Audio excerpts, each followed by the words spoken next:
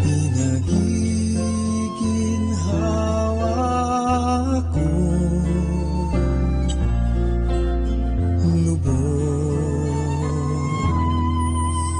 Antog niyang hinlayay, sariwang pastulan, ang pahingahan ko'y mayapang batisan, hatid sa kaluluwa ay kaginhawahan sa tumpak na landas.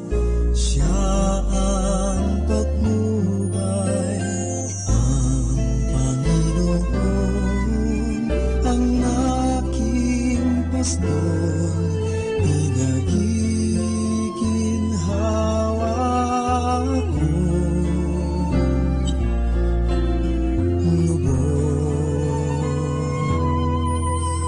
Madilim na lamakman ang kanawagan ko.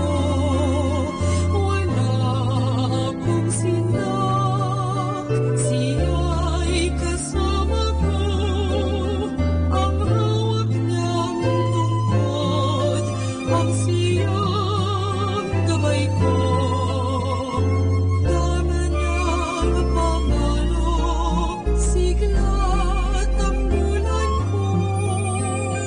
Ang Panginoon ang aking pastor, pinagiginhawa ko.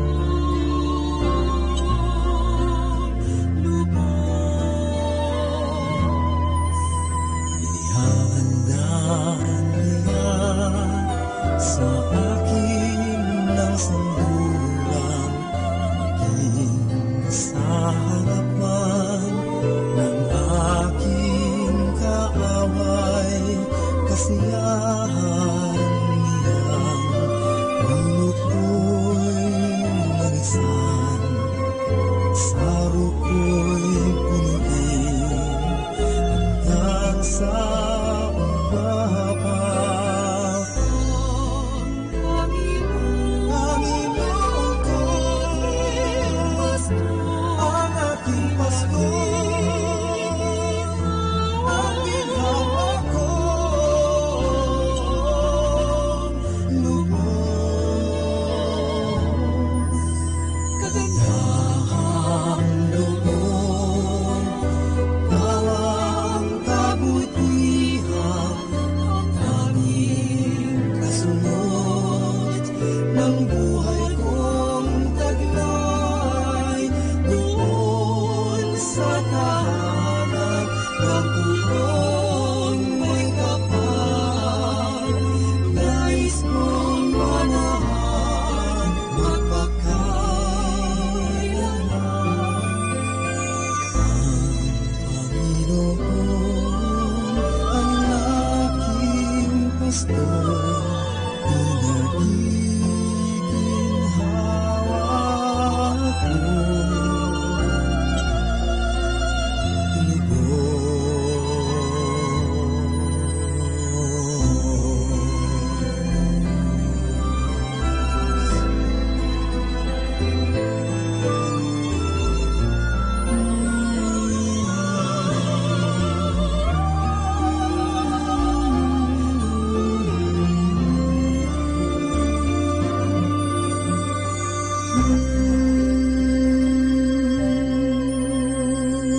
Our time now is 7 o'clock in the morning. Let us now have our time check prayer. O Diyos ko, inihandog ko sa iyo ang lahat ng aking isipan, salita, gawa at mga pagtitiis.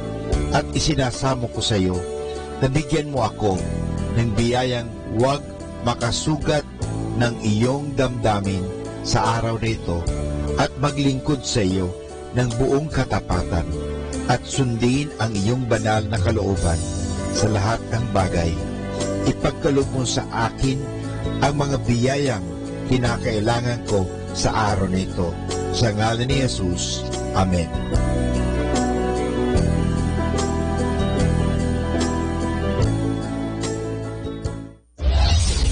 This is Manaoag Dominican Broadcasting Incorporated, a religious, non-commercial radio station. 10 years of evangelizing the airwaves, sharing God's blessings, live masses on air, playing religious music and prayers. May kasama ka, si Jesus, si Maria, at kami. Our positive thought for this hour. Don't waste your time looking back on what you've lost. Move on, for life is not meant to be traveled backwards.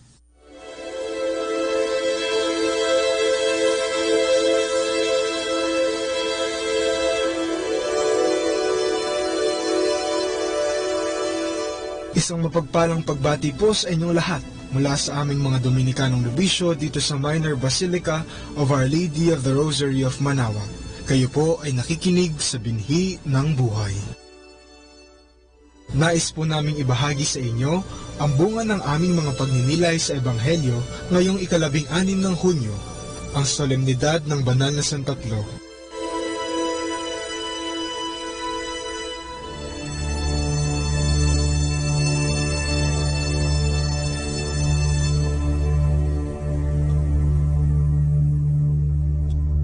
A reading from the Holy Gospel according to John. Jesus said to his disciples, I have much more to tell you, but you cannot bear it now. But when he comes, the Spirit of truth, he will guide you to all the truth. He will not speak on his own, but he will speak what he hears, and will declare to you the things that are coming. He will glorify me, because he will take from what is mine, and declare it to you. Everything that the Father has is mine. For this reason, I told you that he will take from what is mine and declare it to you.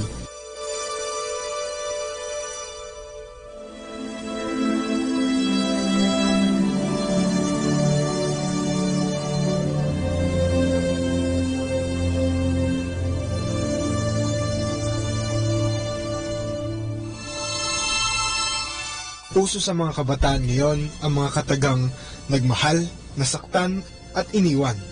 Ito ay tungkol sa masakit na pagwawakas ng isang relasyon.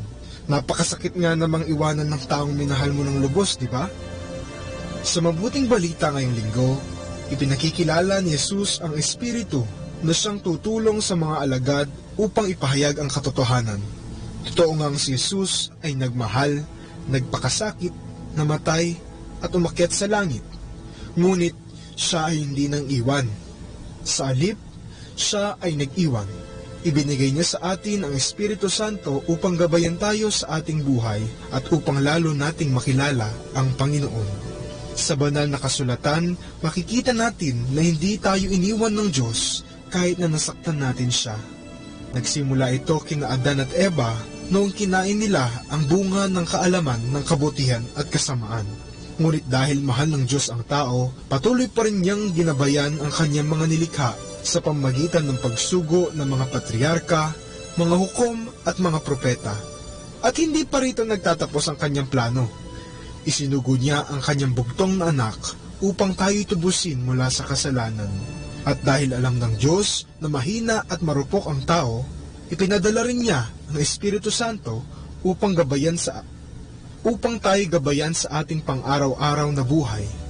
Dito makikita natin kung gaano kamahal ang iisang Diyos na may 3 persona ang kanyang kawan. Bakit nga kaya nauso ang pagsabi ng mga salitang nagmahal, nasaktan at iniwan? Siguro, sa panahon ngayon, hindi na natin pinaninindigan ang ating mga ipinapangako. Maaring nawala na ang tunay na kahulugan ng pag-ibig at naging makasarili na ang tao. Naway mabago natin ang mga katagang iyon sa pamagitan ng pagsunod sa Diyos. Ang tunay na Kristiyano ay patuloy na nagmamahal kahit na siya ay nasasaktan. Siya ay hindi nangiiwan ng kapwa. Halina at tayo magmahalan. Walang iwanan, ha?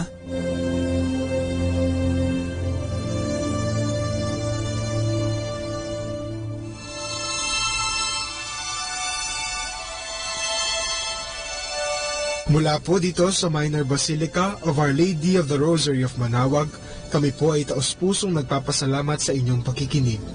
Nawa ay patuloy po nating isabuhay ang salita ng Diyos. Pagnabayan at pagpalain nawa tayo ng Panginoong may kapal.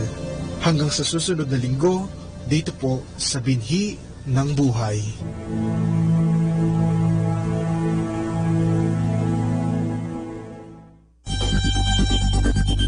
More than ever, we need Catholic radio station like Manaoag Dominican Radio FM.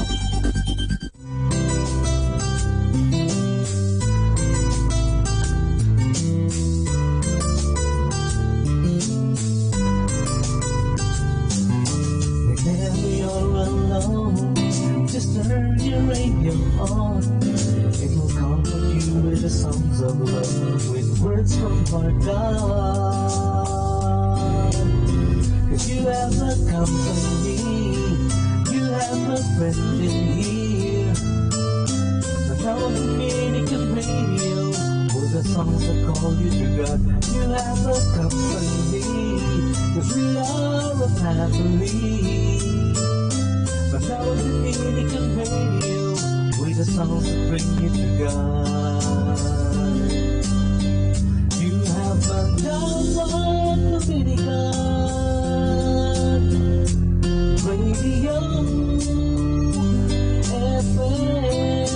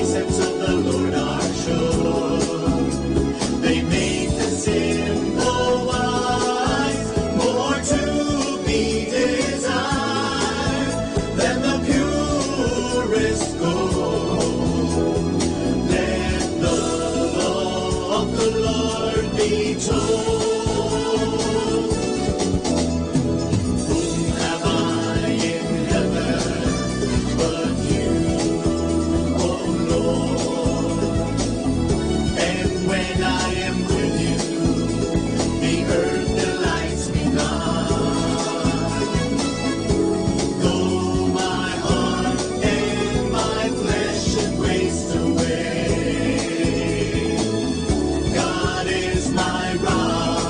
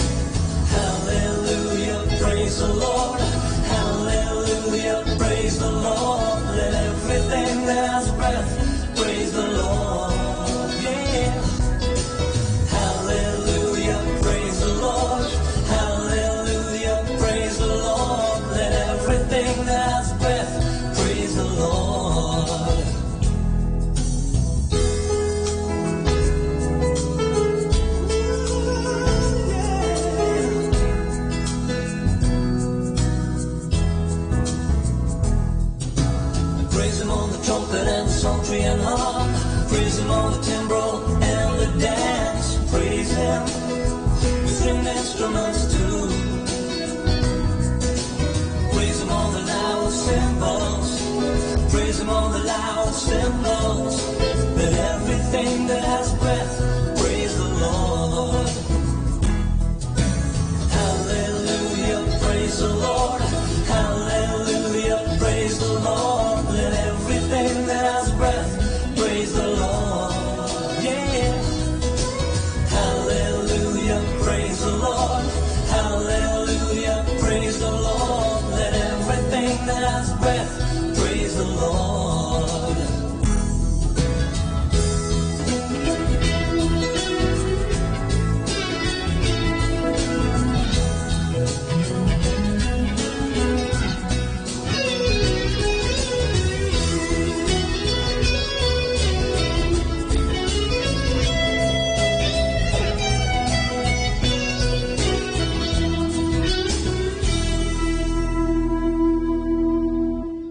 Be blessed and listen to Manaoag Dominican Radio. May kasama ka. Do you want to be happy? Choose to be happy always. Pakinggan natin si Father Butch Bombasi OP sa kanyang tips for happiness. Work based on your strength. What you can believe has no limits, but what you can do has. When you set a goal that you think is not based on your inner gifts, something in you tells you that you will not achieve it.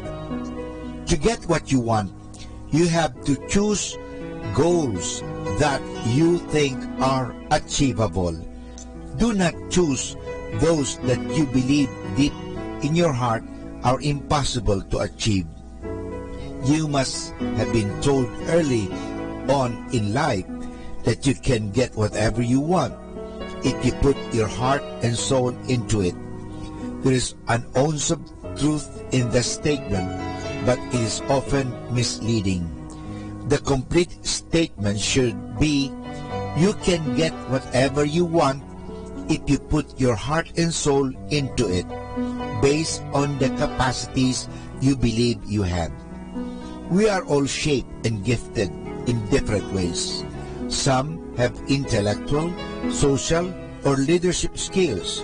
Others are more musically, spiritually, or artistically inclined.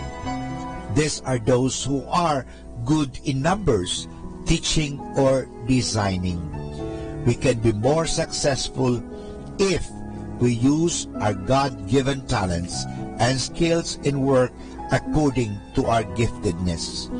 If you dream of becoming a world-class singer, but deep in your heart, you know that you are out of tune, this dream will not last and die a natural death.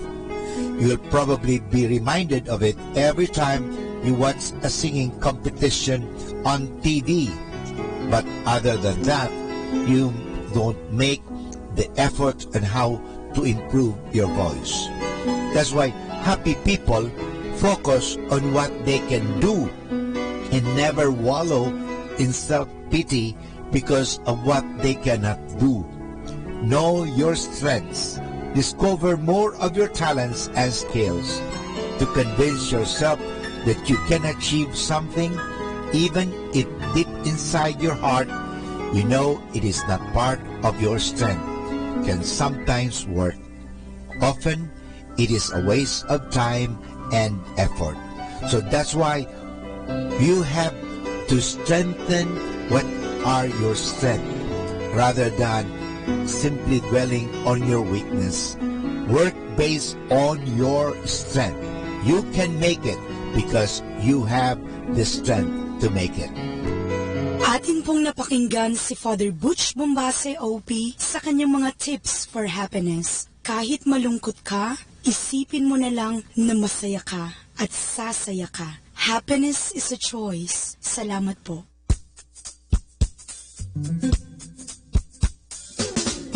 Happy Wednesday, everybody. With the new day comes new strength and new thoughts. Happy Wednesday.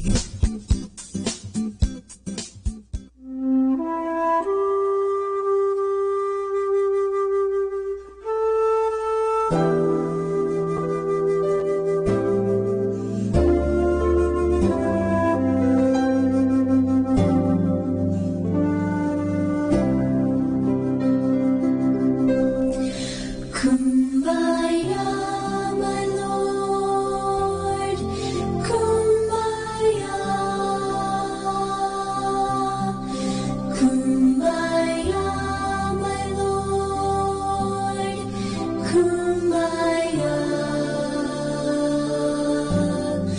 Kumbaya, my Lord, Kumbaya, oh Lord, Kumbaya. Someone's crying, Lord, Kumbaya. Someone's crying, Lord, Kumbaya. Someone's crying, Lord, Kumbaya.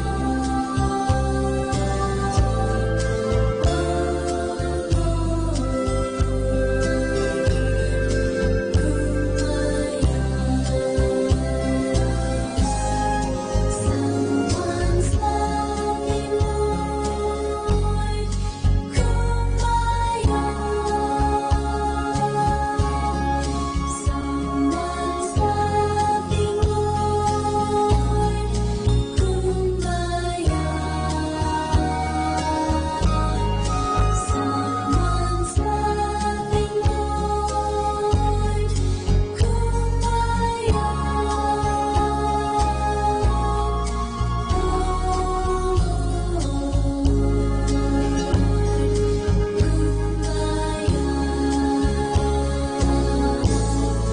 Someone's singing, Lord, Kumbaya. Someone's singing, Lord, Kumbaya. Someone's singing,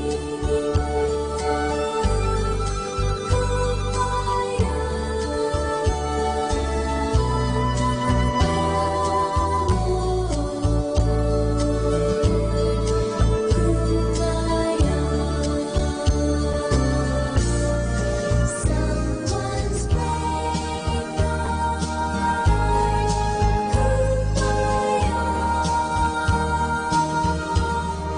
Someone's praying,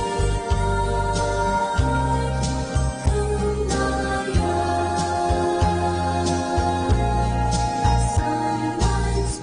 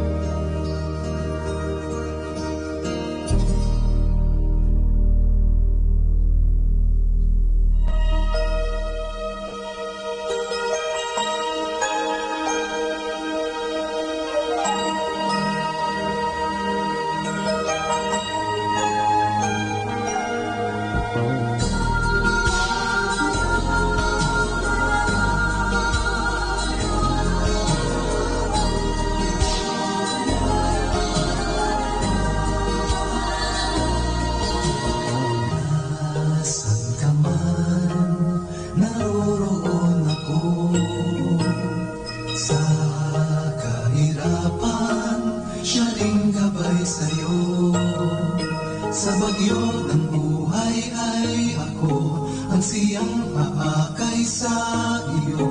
Anumang sigwa, akong karamay mo. Kahit saan panahon ng buhay mo, di magbabago ang pag-ibig ko sa'yo. At sa pag-asat na di magkakasang malalay, ika'y nasa aking may mga hanggan.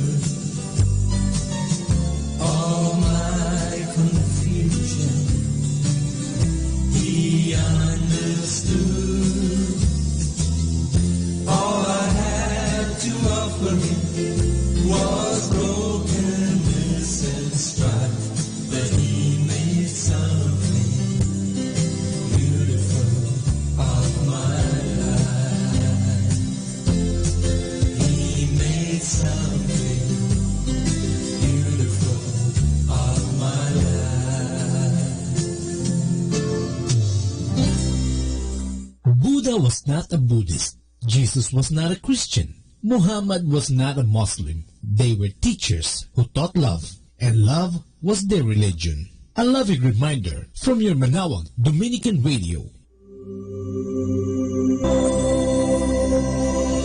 Let's come now to the Catechism of Catholic Doctrine.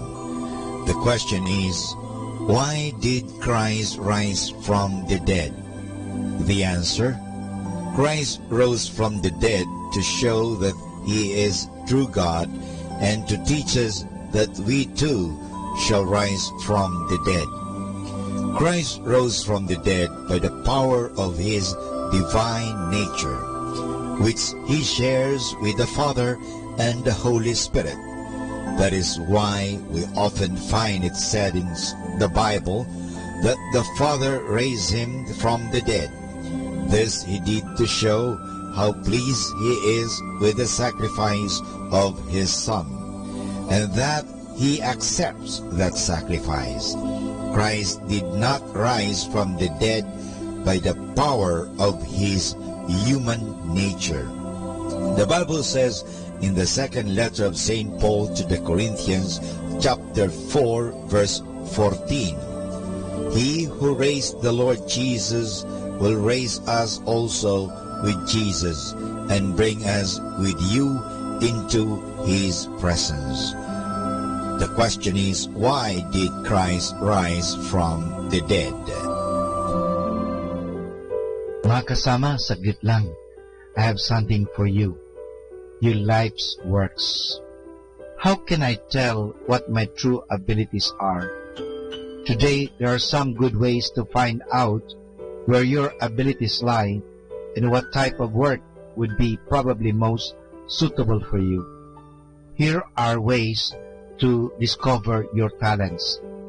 Number 1, take a look at your interests. What kind of work do you like? This indicates what you should do. Some people are naturals, meaning what they are doing work they enjoy very much and in which they have real ability. Number 2, examine your talents. Even if they are not so well developed yet, God gave you these talents to use, and they are His suggestions for your life's work. Do you have a good voice? This could take you anywhere. Do you relate with people? Are you musically bright? Number 3, read materials on various occupations. There are good books and articles that discuss various professions and vocations. Number 4, talk with people in various professions. Some of the best sources of vocational information are men and women you know. Number 5, take aptitude tests. They are designed to indicate your native interests and abilities. They are used by many companies to determine the abilities of applicants. Schools generally have them. Number 6, consult your parents. They love you and are vitally interested in what will make you successful and happy. Of course, some parents want their children to be like them, or else they try to live out their unfulfilled ambitions to their children. Their children become the sources of accomplishment of their own hopes and dreams. Whatever the problem, a calm discussion is always helpful. Talk with them about it. Number 7, how are your grades? They tell a fairly accurate say about your ability. High grades in math. You have a good chance to be an engineer, a statistician, a math teacher, any profession that requires mathematically ability. Good grades in English. How about a teacher, journalist, lawyer? As you consider your success or failure in certain courses, you can benefit from what teachers think about your ability and achievement. Also, see your guidance counselor. Many of them are walking encyclopedias of vocational knowledge and aptitude. Number 8, explore the field. You can take part-time jobs for this.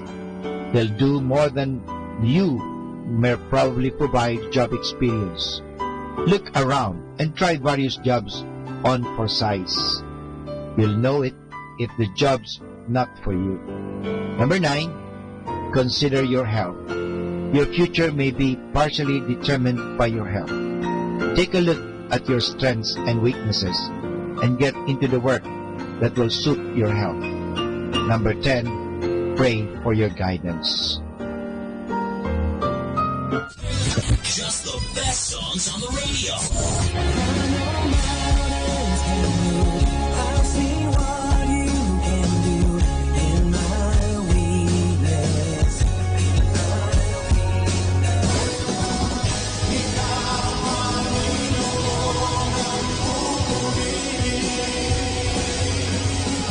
Can you hear me? Am I heading through the night? Can you see it? Can you make it feel alright? Di ako magtataka kung kami magkapiling na. Manaoag Dominican Radio.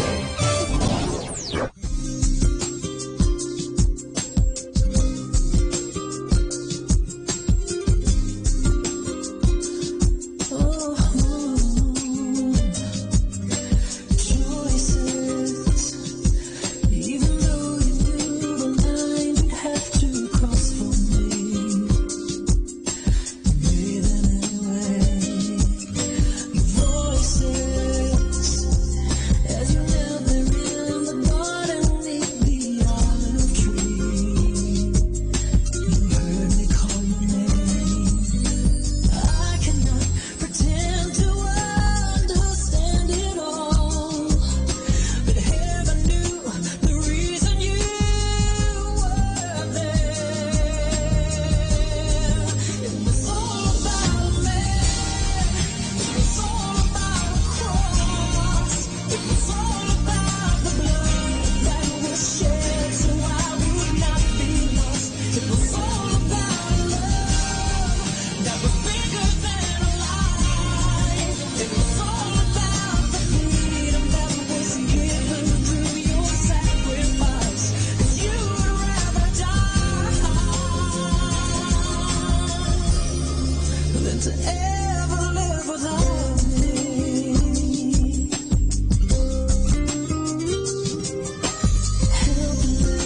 Helpless, that's humanity without your saving grace. So misled, selfless. You could have called 10,000 angels down to take your place, but you took my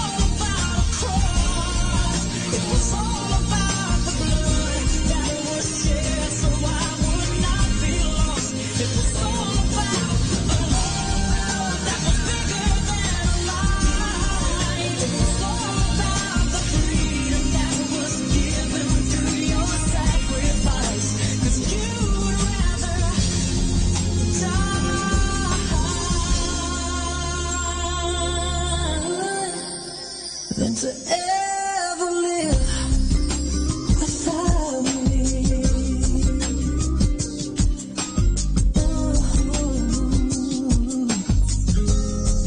Than to ever live without me.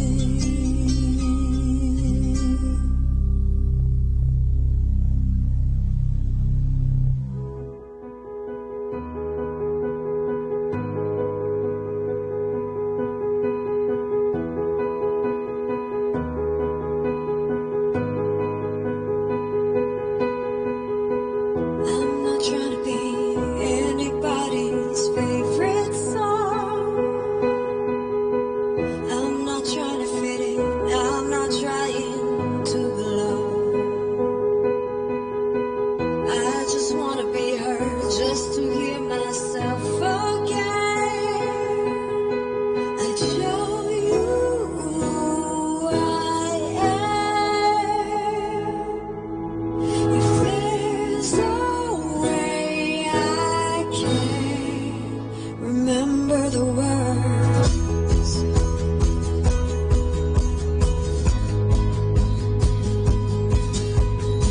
tired of playing out the scene with someone else's cliche lines, tired of playing by the scheme of someone else's perfect rhymes. So here I am, listening to the beat of this syncopated heart. How to write the truth, a song that's not about you.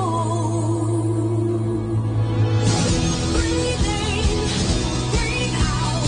There's nothing failing now. Here I go, singing out loud.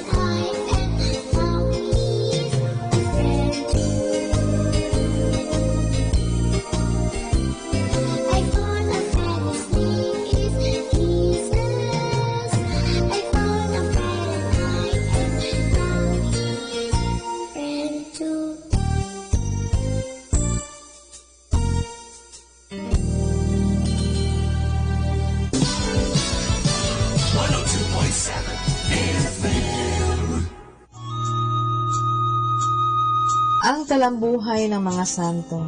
Sa araw na ito, 19 ng Hunyo, aking pong ihahatid sa inyo ang talambuhay ni San Romualdo. Yaong mga isinilang sa araw na ito ay may mapupulot na magagandang aral kay San Romualdo, ang tagapagtatag ng mga Camaldulense at anak ng mga duke at dukesang taga Ravenna, Italia. Bukod sa kanyang kabanalan ay kahanga-hanga ang kanyang pagkatao o karakter at ang di mababaling paninindigan sa matuwid na naging dahilan sa pagtatangka sa kanyang buhay sa iba't ibang paraan. Gayon na lamang ang paggalang at pagtatakot sa kanya ng mga hari, prinsipe, obispo at pari. Si San Romualdo ay nasindak sa pagkakabatid na pumatay ng tao ang kanyang amang si Sergio noong 976 dahil lamang sa isang kapirasong lupa. Pinagsisihan niya ang pagkakasalang iyon at siya'y gumawa ng pagpapakasakit. Ito ang nagbigay daan upang siya at ang kanyang ama ay manumbalik sa Diyos sa pamamagitan ng pagpasok sa monasteryo. Hindi nasiyahan sa mga tuntunin ng iba't ibang monasteryo na kanyang pinasukan at gayon din sa pag-iisa niya sa ilalim ng isang ermitanyong nagngangalang Marinus. Siya ay nagtatag ng isang samahan o orden sa puok ng Camaldoli, malapit sa Arezzo sa Tuscany, na nakilala sa pangalang Camaldulense. Sa kanyang pangangaral sa Italia, Pransya, Germany at Hungary, siya ay nagtatag ng mga kumbento na maaaring aniban ng mga may hangaring sumunod sa kanyang orden o samahan. Dalawa ang sangay ng ordeng ito, ang mga ermitanyong nabubuhay ng nag-iisa ngunit nagsasama-sama sa simbahan kung oras ng pagdarasal at ang mga hindi na umaalis din. May mga araw na tinapay at tubig lamang ang kanilang kinakain. Sa buong taon ay hindi sila kumakain ng karne. Noong 1027 ay namatay si San Romualdo sa monasteryo sa burol ng Castro. Nagliwanag ang kanyang silid nang siya'y malagutan ng hininga. Aral. Mamalagi ka sa iyong silid at ariin mong yaoy isang paraiso. Iwaksi mo ang anumang alaala tungkol sa mundo. Palagi mong isa sa ulo na ikaw ay nasa harap ng Diyos na iyong hari. Atin pong napakinggan ang talambuhay ng mga santo, ang talambuhay ni San Romualdo. Ito po muli si Sister Marieta Badua, OP, of the Congregation of the Religious Missionaries of St. Dominic.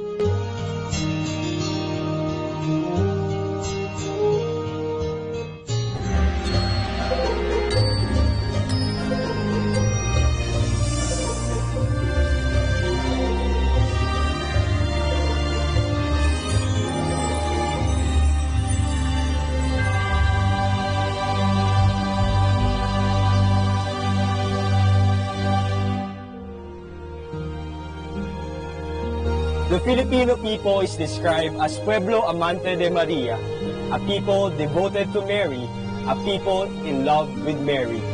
In fact, the history of Catholicism in the Philippines cannot be undertaken without considering the Filipinos' great devotion to the Blessed Virgin Mary. The Spanish missionaries who came to the Philippines labored in these lands to do the work of evangelization, including the spread of the devotion to the Mother of God. These early devotions bore such Hispanic names as Nuestra Señora de Guía de Manila in Ermita, Nuestra Señora de la Paz y Buen Viaje in Antipolo, Nuestra Señora de Peña Francia in Naga, Nueva Cáceres, Nueva Señora de la Candelaria in Iloilo, and Nuestra Señora del Pilar in Zamboanga City. And of course, there is our very own Nuestra Señora de Santo Rosario, the Naval de Manila. Yet they have become truly and fully Filipinized, enduring to the present, enduring devotees all over. And all of these titles have been adopted as names for Filipinos. Mary's name has become our name too. Maria, Rosario, Concepcion, Immaculada, Guia, Paz, Pilar, etc. So we carry her as she carries us. And our lives, personal and collective, are filled with stories about her. Her care, her health, her miracles, her healing, her protection, her saving, her love.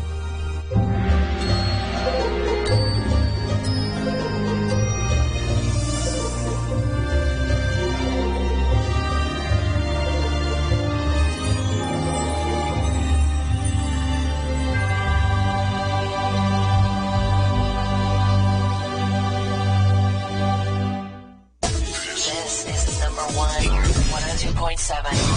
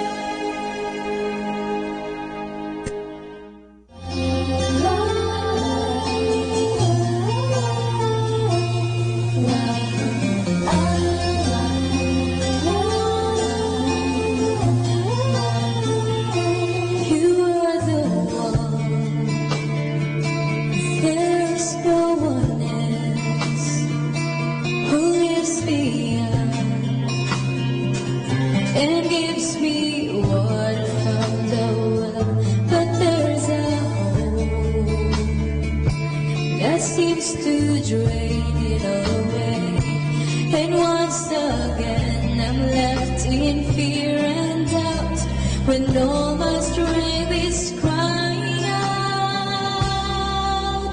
So here I am again, willing to be open up and broken like a flowery in the rain. Tell me what have I to do today, and then be raised to reach beyond the pain, like a flower in the rain.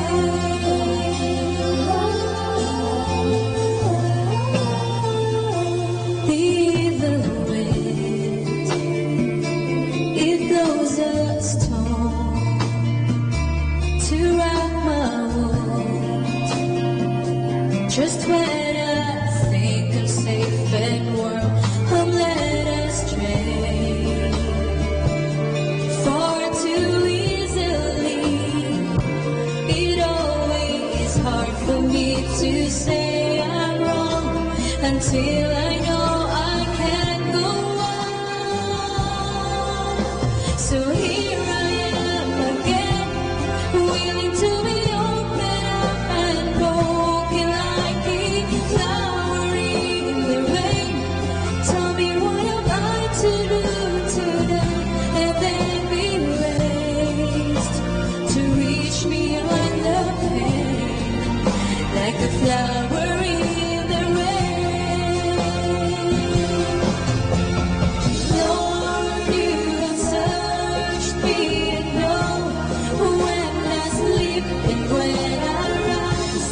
You're familiar with all my ways. Even the darkness will shine like the day when you look into my heart.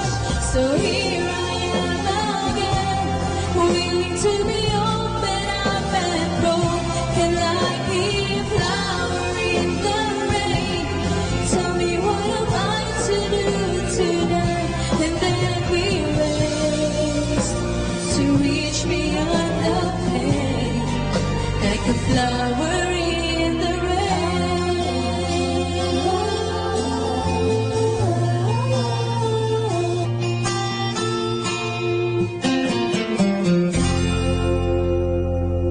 Our time now is 8 o'clock in the morning. Let us now have our time check prayer. Panalangin bago mag-aral. Panginoong Yesus, Ikaw ang bukal ng liwanag at karunungan.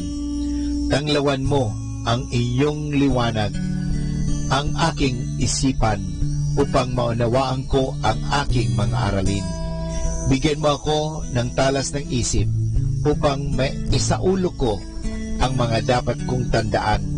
Pagkalooban mo ako ng tiyaga at sipag, upang patuloy akong magsikap sa aking pag-aaral. Pag-alabin mo ang aking pagnanais na makamit ang karunungang kinakailangan ko sa buhay na ito. Ang lahat nito hiningi namin sa ngalan ni Kristo. Amen.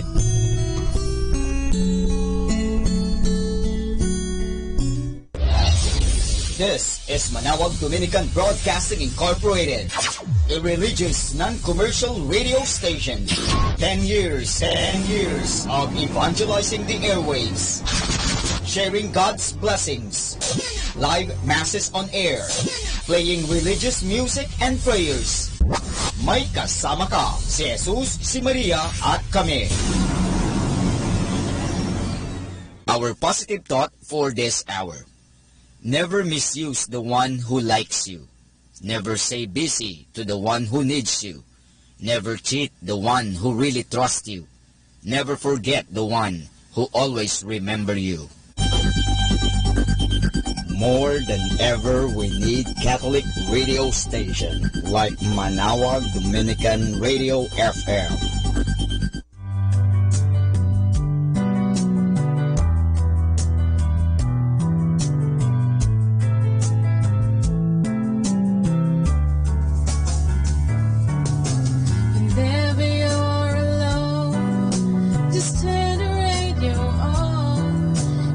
Comfort you with the songs of love, with words from our God. company. You have a friend in here. Manaoag Dominican Radio, with the songs that call you to God. You have a company, 'cause we are a family. Manaoag Dominican Radio, with the songs that bring you to God. You have Manaoag Dominican Radio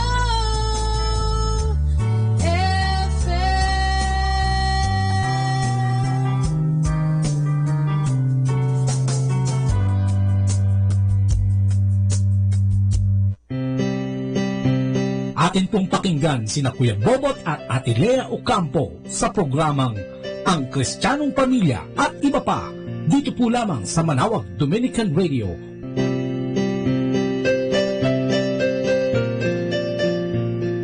Isang mapagpalang araw, Pilipinas, Luzon, Visayas, Mindanao, at syempre sa lahat ng ating mga listeners, mga loggers, no, dyan sa Facebook, sa internet, at most especially dyan sa Pangasinan, no, sa ating radio station dyan na nandito dyan sa Basilica, Manaoag ng Our Lady of the Rosary Shrine, no? Dyan sa Manaoag Pangasinan. Isang mapagpalang araw po sa ating lahat, no? Isang mabibiyayang araw para sa ating lahat. At syempre natin batiin yung ating Dominican Community, no?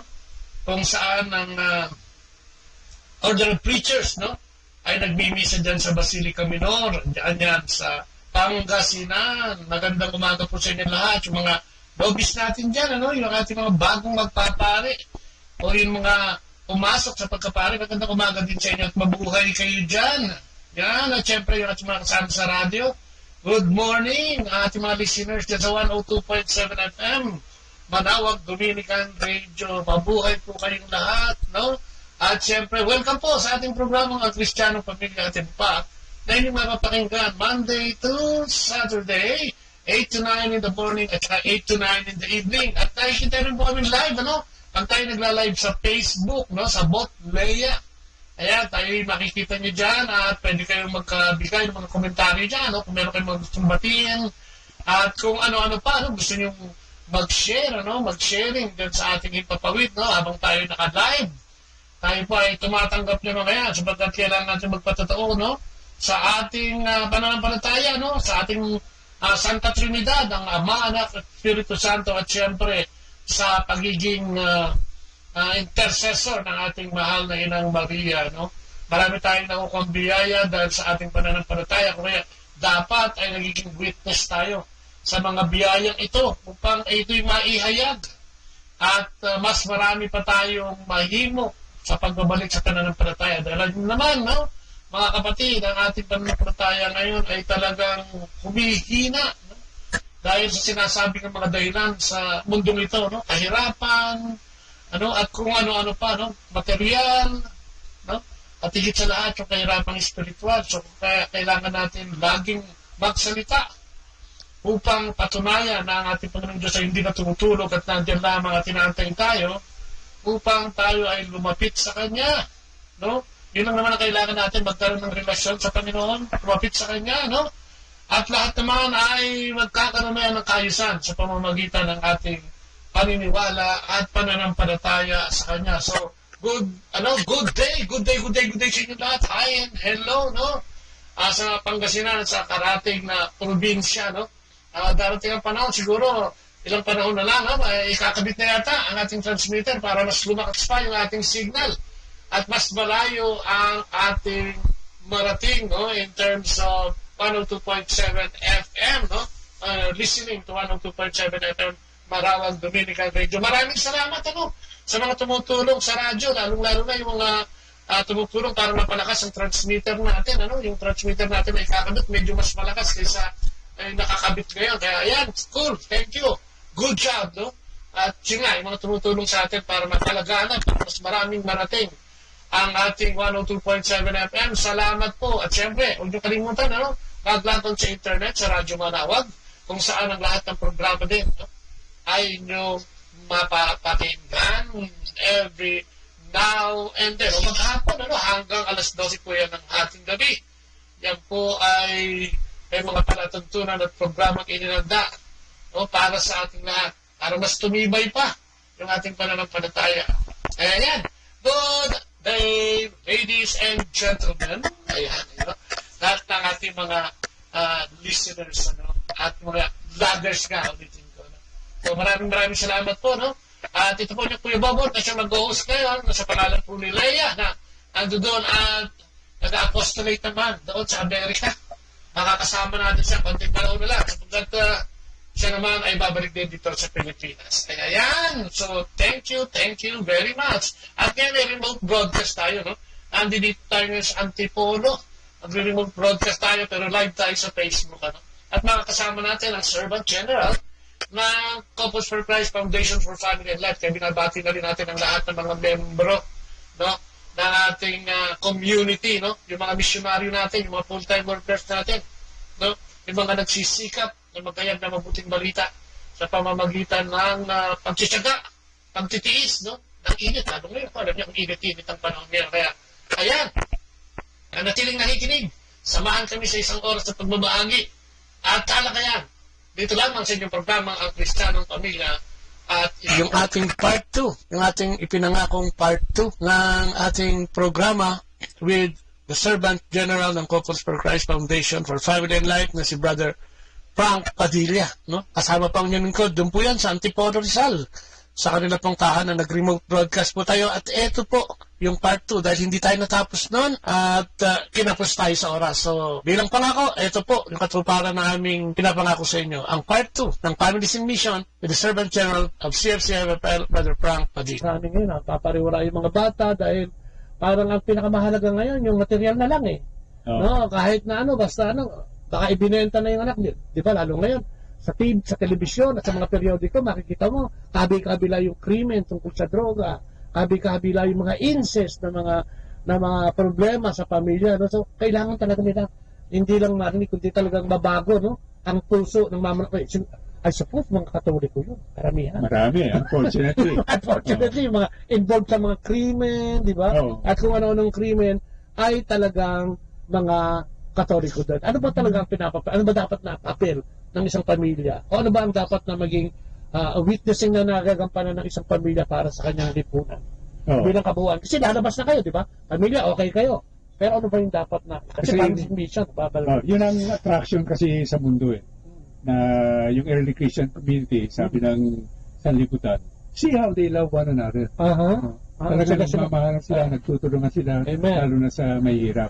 So the witness of a strong family life, napakahalaga niyan. So, di ba, marami nakikita, nag-iwalay na, pinabayaan yung mga anak, naging atik yung mga anak. Siyempre, pag makakita sila ng pamilya, nagmamahalan pa, 50 years or more na yung mag-asawa, nandiyan pa, magkasama pa. Tapos, tignan nyo, medyo ayos naman ang pagpalaki nilang kanilang mga anak. No? Tapos ayan, pati yung mga anak nananampalataya rin. Napakalaking powerful witness nun. At yun, bilang isang pamilya. Sa puso na isang tao, yun talaga ang hinahangad nila. Sana ganun din. Sana yung mga magulang ko hindi nag-iwalay, hindi nag-iwalay. Sana ganun ang pagmamahalan. So, pero karamihan nakikita nila, hindi nga ganun. So when they see the witness, lalo na ngayon. So when they see the witness of a strong, committed family life, very inspiring yun. Kaya yun ang bahagi nating mission, Families on Mission, no? Yung patatag ng pamilya, ngunit yung pamilyang ron ay nandyan rin gumagawa ng gawain ng Panginoon. Ang galing, ano? So yun pala yung ano natin, yung ating team ngayon, hindi lang yung mga magulang na baguhin, kundi yung pamilya bilang kabuuan at maging witness ng ating Panginoon dito sa ating pamamalagi dito sa ating lipunan. Kasi pag you can always find the good witness of a good person or a good couple. Makikita yan. Pero pag makita mo, family, mga magulang, kanilang mga anak, pag may mga apo, pati mga apo, medyo kakaiba. Napakarami dyan, kakaiba yan. Bakit nangyari yun? Ano kaya ang ginagawa nila? Sikreto ba yan? So yun. Pero alam mo, sa totoo lang naman, siguro Brother Frank, wala naman naghahangad ng hindi mabuting pamilya. No? Pero siguro dahil nga sa Sino kaya nasa likod dito? Sino ba nag-orchestrate itong mga kaguluhan ito? Sino pa? Kasi marami kasi, di ba, na-involve sa mga ganitong pagkakahiwalay at galit dahil lang sa mga pride sa loob ng pamilya, di ba? Si lalaki o si babae, medyo nagkataasan ng irihan. Sino mas malakas kumita, sino mas malakas sa katawan, sino mas magaling, at dito nag-uumpisa yung kaguluhan sa pamilya. Bakit pa may ganito? Ano ba ang sabi nitong mga ganito? At paano ba maiwasan kung pwedeng iwasan? Kasi napakaraming ganyang mangyayari. At at the end of the day, gawain nga ni Taning yan, di ba? Ano ba ang nangyari nung unang mga magulang natin? Sebat siya dat. Di ba? Napakaganda ng ano. Nasa ganda na setup eh, no? Nasa Eden. Perfect, di ba? Kasi yan, pasok ang demonyo. Bakit hindi ka pwedeng kumain doon sa prutas ng buhay sa gitna ng hardin?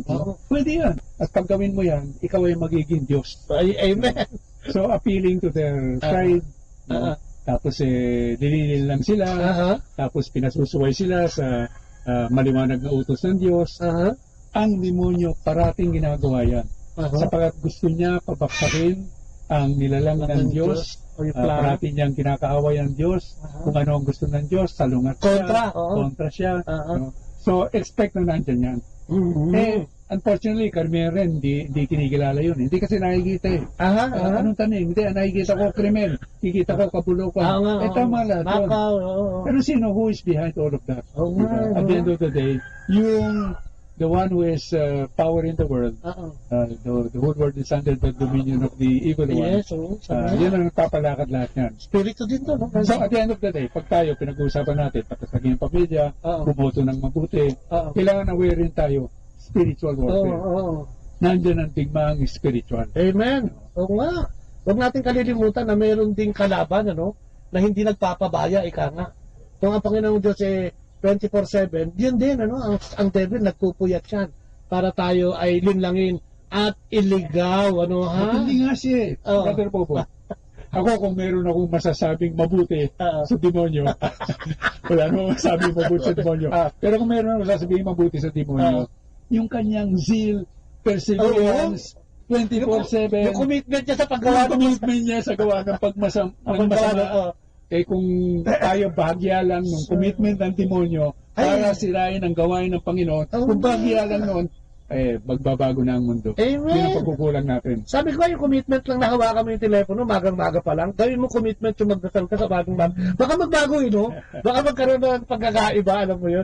Pero hanggang hindi natin binabago yan, sabi nga, talagang mahirap gawin, pero pwede, no? Pwedeng gawin yan. So ano pa mga, katulad nga, mag-i-election, Brother Frank, ano ba ang dapat na ginagawa ng isang, katulad ng isang ordinaryong mananampalataya? Paano niya susuriin? Ikaw, kung tatanungin ka, ikaw yung nandun dun sa lugar na Kasi di ba, kanina nagkukwentuhan tayo of the earth. Marami tayong mga kapatid ngayon nag-uuwihan sa probinsya para bumoto Ako ikaw ano dapat ang isang dapat ang maging karakter ng isang botante sa panahon natin ngayon? Sa dami ng mga panlilinlang at panloloko dito sa mga politikong ito na ginagawa. Unang-una, Brother Bobot, kailangan malaman natin lahat ng isang Kristiyano, isang Katoliko, na obligasyon natin na mag-participate sa political organization. Kasi yung iba, sabihin, napakarubi niyan. Kasi yung gobyerno ay tinatatag ng Panginoon para alagaan ang bansa. Kaya tayo, interest natin na maghalal ng mabubuting tao. So, ano ba yung definition ng mabuting tao? Maraming definition yan. Integrity, dignity niya, performance, love for the poor, blah, blah, blah. Pero para sa atin, especially sa ating komunidad, ng ating layunin ay renewal of the family and defense of life, para sa atin ang napakahalaga bilang criterion or criteria sa pagpili yung makadiyos, makapamilya, makabuhay. Makadiyos, makapamilya at makabuhay. Isa-isahin ka natin, makadiyos. Pag sinabi makadiyos, Brother Frank, ano yung gusto mong tukuyin dyan? O tumbugan dyan? Na magmamahal sa Diyos. Ito na yung pananampalataya siguro. Tunay na pananampalataya. Or at least nagsisikap. Tapos parati naman natin pinag-uusapan yung nagsisikap na maging banal. Hindi naman tayo naghahanap ng santo talaga na nasa gobyerno. Kung meron, sige, iharap niya. Pero yung mahalaga sa kanya, ang pananampalataya, siya ay nagdarasal na tao, At siya ay aktibo. Tumutupad siguro sa mga ipinangako. Well, siyempre, kasama, no? Integrity, man of his word, woman of her word. Diba? So, all of that, bilang makadiyos. So, dapat yun ang unang isipin. Ano ba ito? Ito pang politikong ito, pupunta ako doon, bibigyan ako, okay na ba ito sa akin? Okay na. Isusulat ko na ba? So, tignan dapat yung integridad, yung katotohanan, at saka siguro yung magiging makasalanan. O kung baka mamaya, di ba? Alam naman natin na maraming ginagawang anomalya. No? Ewan ko, baka hindi naman siguro lahat, pero malapit na sa lahat, no? Pero nakaupo, siyempre, di ba, pag binayaran tayo, ikaw na butante, pag binayaran ka, ano naman ang inaasahan natin? Saan naman niya kukunin yun para bawiin? So, simpleng logika lang naman yun. So, siguro maganda na pumili tayo. Ngayon, kung sabi nga, kung di mo maiwasan, tanggapin mo, pero magsailagay mo. Ang sinasabi ni Brother Frank, yung may dignidad, yung may integridad, yung makatotohanan, di ba? At yung gagawa ng mabuti. Hindi naman siguro banal daw, pero nagsisikap na maging banal dahil gustong maglingkod siguro sa bayan. Ayan. Ikaw, Brother Frank, ano yung mga criteria mong pipiliin mo ngayon? Yung gusto mo. Amen. O yan. Gaya na lang tayo. Kaya nga madali ring tandaan. Faith, Family, and Life. FFL. Faith, Family, and Life. Uy, tama-tama sa atin. Chef. Faith, Family, and Life. O, ulitin. Faith, Family, and Life. Leadership. Ano ba yung mga kasalanan dyan sa leadership? Masarap pong ba? Katulad mo, Brother Frank, isa kang leader ng ating community. Ano ba yung mga kasalanan? O sa gobyerno at komunidad ito, di ba? Laiko, gobyerno ng religyoso, pwede ba nating sabihin yan? At tapos yung gobyerno ng mundo o yung makamundo o material, ano ba talaga ang dapat na ano bang mga kasalanan na nagawa dyan? Ano ba yung, bakit ba na-involve sa mga ganitong gawain ito mga dahil sa sobrang paghahangad ba? Kasama na yun. Hindi naintindihan kung anong tunay na pagka-Kristiyano o alam nila pero hindi nila sinasabuhay. Kasi sa tunay na Kristiyano, hindi naman pwede yung magnakaw. Hindi pwede yung gagawa ng hindi mabuti sa iyong pinaglilingkuran. Diba? Hindi pwede na sarili mong kapakanan, sarili mong agenda, priorities, kung hindi, ano ang mga bubuti sa bayan, sa taong bayan. So, yun ay basic sa isang nagiging leader. Problema sa marami, di ba sinasabi, public servant? Public servant. Pero ilang ba sa mga nahihalal natin ay nagiging public lord. Public lord. Nagiging masyado. Kaya miski sa simbahan, madalas natin pag-uusapan yung servant leadership. Kasi yung leadership is servanthood. Sinabi ni Jesus mismo, I came not to be served but to serve and to give my life as a ransom for the many. Ang karamihan, paano ko paglilingkuran ang aking sarili? Hindi nila sasabihin yun. Sasabihin nila, pinaglilingkuran ko kayo. Pero kung ang ginagamit nila, kung ano yung gusto nila, ano yung agenda nila, ano yung priority nila, at ano yung mga ginawa sa kanila, pinaglilingkuran mo yung sarili. No? So, out of that will come all of these wrong things. Pero kung ikaw, makadiyos, meron ka na ng palataya, sinabubuhay mo, tapos sa iyong paglilingkod, alam mo, ikaw ay utusan alipin ng Panginoon. Tinawag ka para dito sa ganitong paglilingkod sa bansa bilang sa gobyerno, at kailangan kampanan mo yun, ayon doon. Sa pamantayan na yun. Doon sa context na yun. Yung konteksto na yun. Parang ang hirap gumawa niya. Bakit ba ang tao kasi parang, baka ako din naman, baka pag ang kapangyarihan na ang pinag-uusapan, ang tao ay parang kahit ano ibebenta niya. Pati kaluluwa nga Oo nga. Bakit ba ganun ang nangyayari? Diba may saying na power corrupts, absolute power corrupts absolutely. Naku po, parang walang patumanggat, walang hanggang na ito.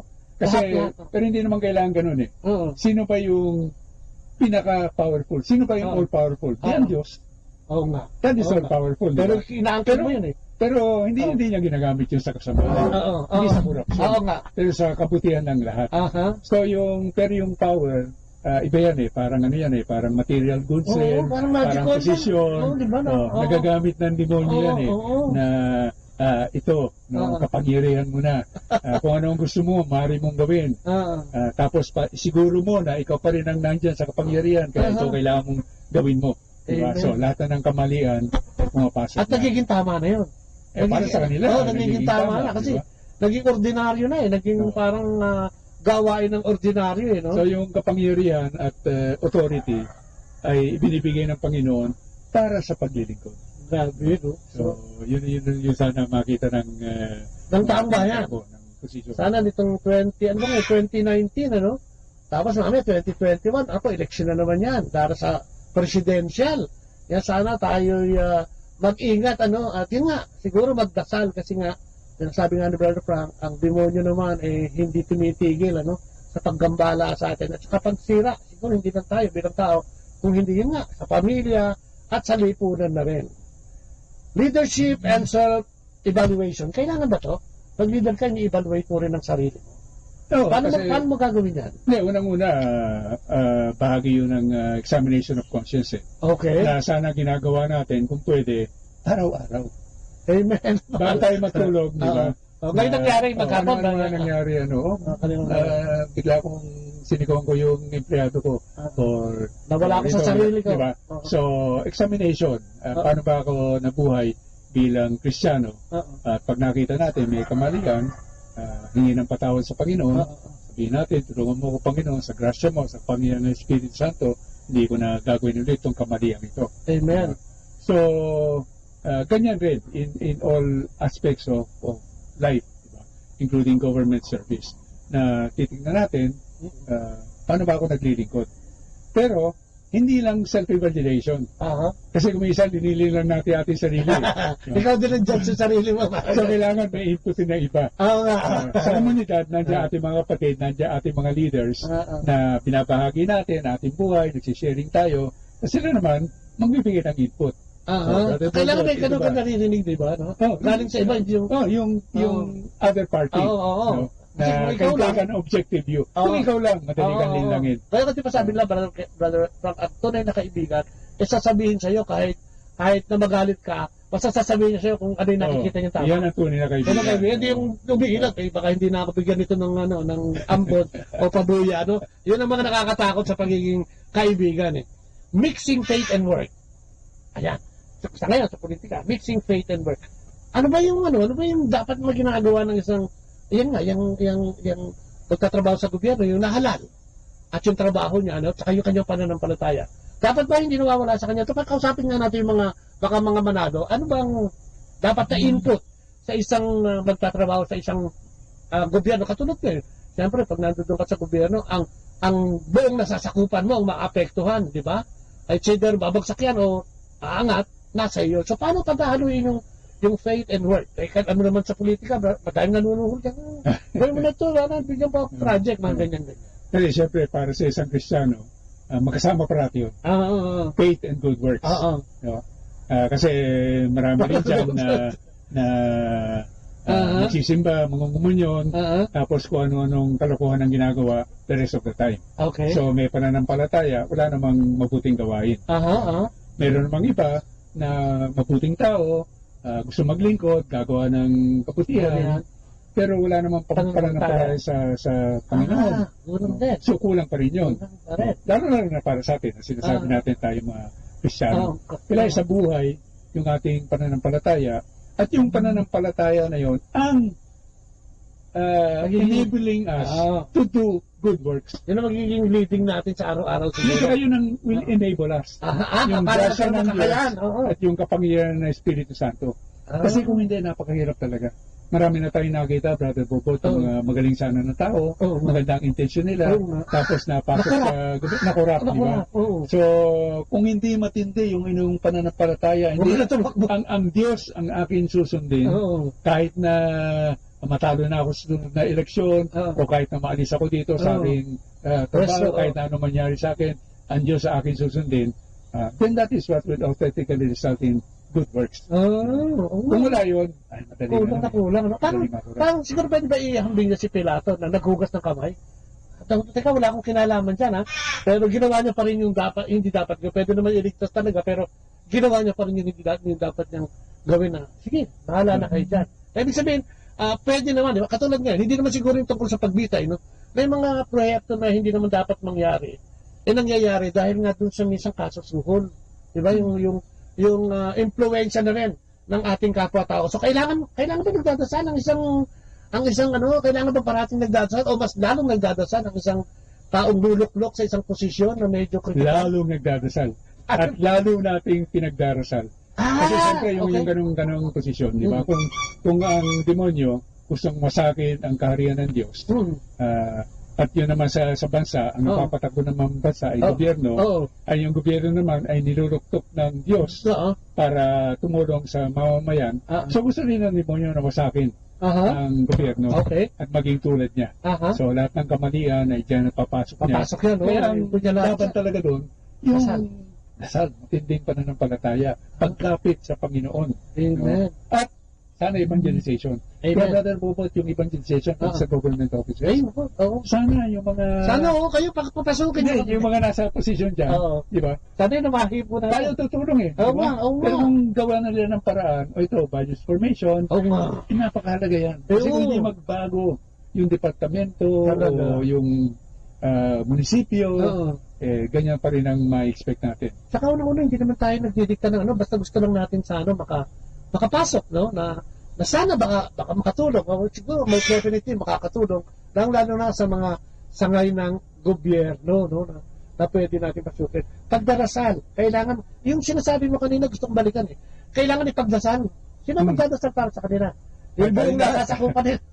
Tayo na. Bakit importante yun? Kasi magdasal siya, di ba? Parang kung nagdasal, okay ka na. Parang mas importante yung sinasabi mo kanina, may ipagdasal natin silang lahat, di ba?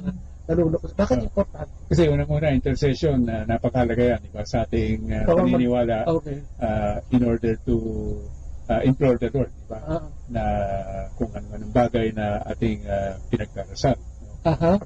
Pangalawa, baka nga hindi masyadong alam nung taong pinagdadasal natin kung ano ang makabubuti, kung ano ang tama.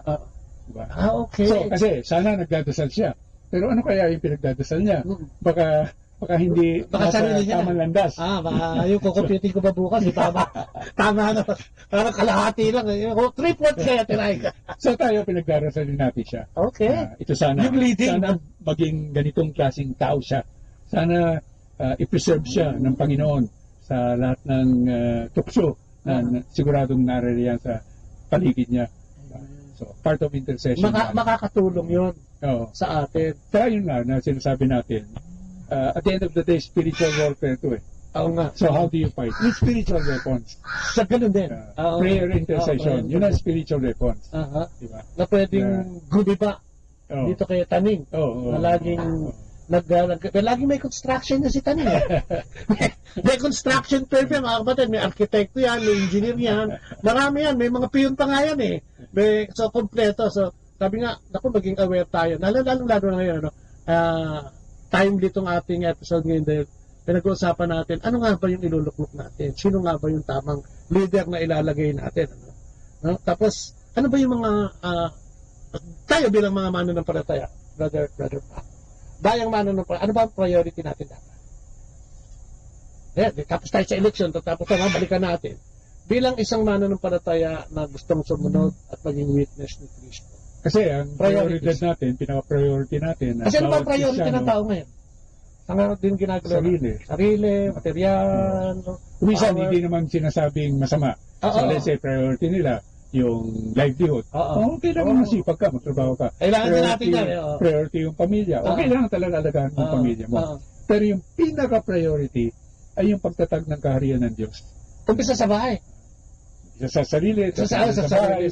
Tapos dalhin mo yan sa labas ng bahay, sa buong lipunan. So, yun ang pinakamahalaga na tayo ay maranasan natin, ang lahat maranasan sana ang kaligtasan ng Panginoong Jesus.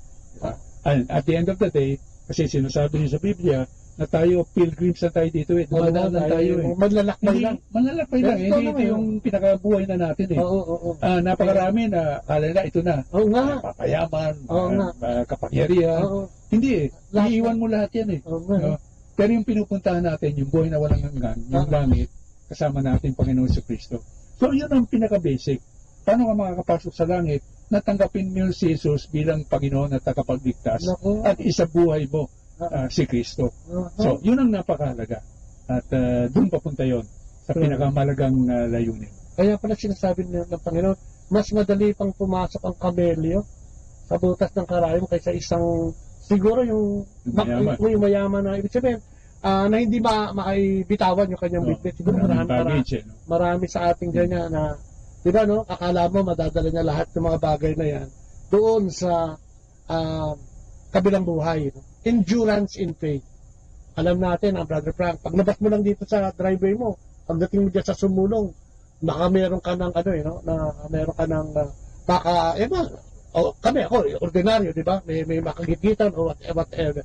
So paano natin patitibayin yung ating pananampalataya? Kasi yung pananampalataya araw-araw. Well, kailangan talaga daily prayer, daily reading of the Bible. Kung kaya mong magsimba, umunyon araw-araw. So, yun yung mga nagpapatibay. Pero yung mga nagsasabi na, araw-araw, babasa naman ako ng Bible, dadasal ako, pero parang ganun nangyayari sa akin. Parang ang dali-dali kong bumigay. Anong kulang kaya? Kasi, baka kulang doon na tawag din sa atin kasi kabanalan at bilang maging tunay na disipulo. Diba? So, pwedeng nagdadasal ka, pwedeng nagbabasa ka ng Biblia, pero kung minsan superficial rin, ay yung pagdarasal mo, ano ba yun? Baka puro hingilan. Lord, bagong araw ko, ito sana bigyan mo sa akin. Hindi ganun kailangan pagdarasal. Yung pagbubasa ng Biblia, baka hindi naman natin pinagninilay-nilayan, hindi na natin ina-apply sa ating day-to-day life, malaking kulang rin yung pagbubasa mo ng Biblia. So, kailangan yun ay pamamaraan lang para tayo ay maging banal, maging isang Kristo, at maging tunay na disipulo ng Panginoong Jesucristo. Para ito lang magiging gawin natin. Yung reading the Bible, praying, to inspire us. Mga tools yan. Para inspirasyon para makagawa tayo ng mabuti at gumawa ng mabuti. Kasi kung susunod tayo kay Kristo, kailangan pakinggan mo siya. Paano mangyayari yun? Sa pagdarasal. Kaya yung pagdarasal, hindi rin ako lang ang satsat eh. May kailangan quiet time yan, reflection, and tinitingnan natin, Lord, ano ba talaga gusto mong sabihin sa akin? Yung Biblia, napapasa natin kung ano ang sinasabi ng Panginoon sa atin. Diba? So, yun, very clear. Ito pwede mong gawin, ito hindi mo kailangan gawin. So, it's a question ngayon. O, susundin mo ba? O mamimili ka pa rin sa sarili mong gusto? Sabi ni Lord, huwag mong kunin yan. Sabi mo, sana, pero hindi pwede. Kailangan ko yan. Diba? Handing fears. Alam naman natin yan, lalo tayong mga magulang nagkukwentuhan nga tayo, nagpupunta kami sa ibang bansa. Ang pinakamadala ay yung takot ng mga magulang towards sa anak kung paano palakihin. Ganun din naman dito sa atin. Diba? Kita mo naman, sabi niya, unang hirit, 3 pinatay ng gunman na ganun balita. Paano gagawin? Marami talaga sa mundo. Kasi it's a world in darkness eh. Diba? Sabi nga kanina, lalabas na sa bahay mo eh, baka mapaaway ka na. Diba? Hindi mo naman ginugusto. Pero, so, there is really a lot to be afraid of. Maraming kriminal na nandyan, may mga terorista. Baka mapagkamalan ka. Di ba dahil napagkakamalan ng mga gunman, binaril. Ako mali pala yung nabaril. Pero, sabi ng Panginoon, be not afraid. Merong nagsabi, hindi ko pa naman binilang, sabi yung be not afraid daw sa Biblia, 365 times. Bawat isang araw na parang ganun, 365 days, diba? So hindi ko alam, pero sa totoo, napakaraming beses sinasabi ng Panginoon, be not afraid. Ano ibig sabihin ng be not afraid? Hindi ibig sabihin na kung ikaw ay sundalo, may minefield dyan, yung kalaban nandun, sugod ka na lang. Huwag kang matakot. Hindi, minefield yan eh. Basta-basta ka na lang. Mag-ingat ka. Hindi basta-basta susugod ka. Diba? So, nag-aaralan din. Ang ibig sabihin, meron kang Diyos na nagmamahal sa'yo, nag-aalaga sa'yo. At itong Diyos, nangako na lahat ng pangangailangan mo, siya ang bahala. Diba? So, pag gano'n ang ating Diyos, at alam natin siya ay makapangyarihan, siya ang nagsasabi ng katotohanan, mahal na mahal niya tayo, na ibinigay niya sarili niyang anak upang mamatay, bayaran natin mga kasalanan. Para tayo mabuhay, no? Kung ganun yung ating Diyos, ano nga ba ang ating katatakutan? Kapit tayo sa Panginoon Diyos. At siya, i-push niya tayo. Ngayon, kailangan malaman natin kasi yung iba naman ang iniisip, pag ganun pala, okay na ang buhay ko. Wala naman sama mangyayari sa akin. Hindi, meron pa rin. Okay. Bakit nangyayari yun? Ang ating Diyos ay makapangyarihan. Hinahayaan din niya. Amen. No? Kasi, alam mo, kung tayo yung buhay natin, puro maginhawa lang. Ayaw. Madali natin makakalimutan. Hindi ka natatawag sa Diyos. Hindi ka natatawag sa Diyos. Bakit pa? Hindi na.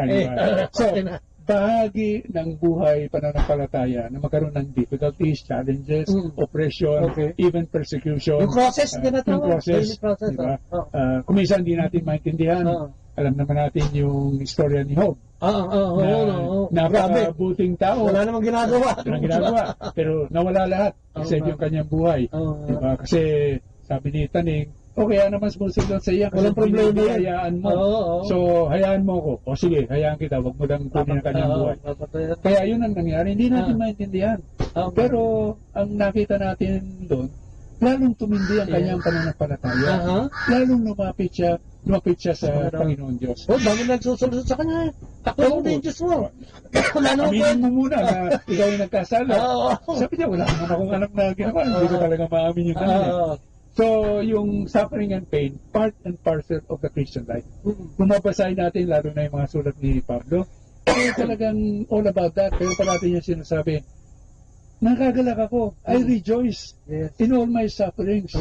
Kasi yun nga, maraming gagawing mabuti yun. It will cut you down para ikaw ay maging humble. Kung ikaw ay nagiging palalo na.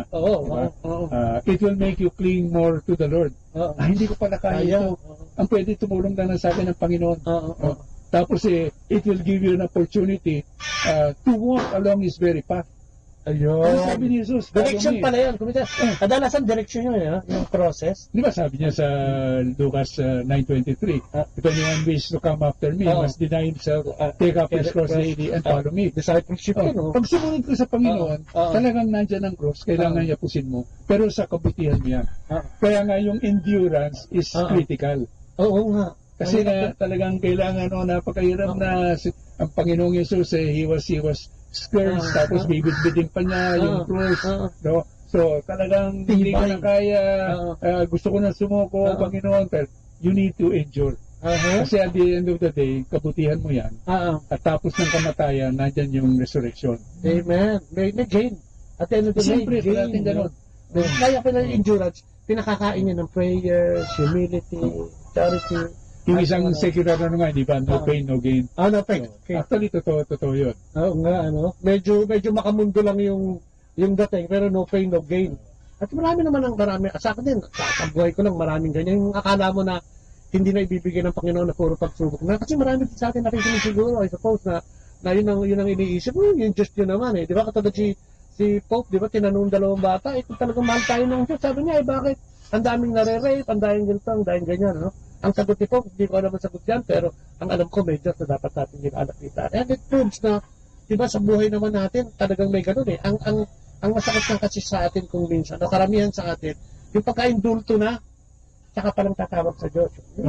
Ito mamatay na bukas dahil sa cancer, at kung ano-ano mga bagay. So, ang ganda-ganda pala, dapat pala talagang, alisin natin yung takot na yan, dahil nandiyan ang Diyos, sa ating buhay. At siya naman na nangako niyan. So, ang tanong pang isa, how to be satisfied with life and work? Ikaw, with life and work.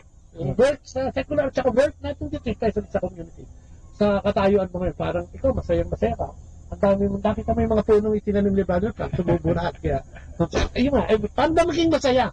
Paano ba maging katulad ni Brother Frank? Siguro hindi perfectong si Brother Frank, siguro hindi perfecto, pero yung saya niya na, yan, nasusustain niya ito at 38 years na po kami, July. 38, June. Si Brother Frank, 39.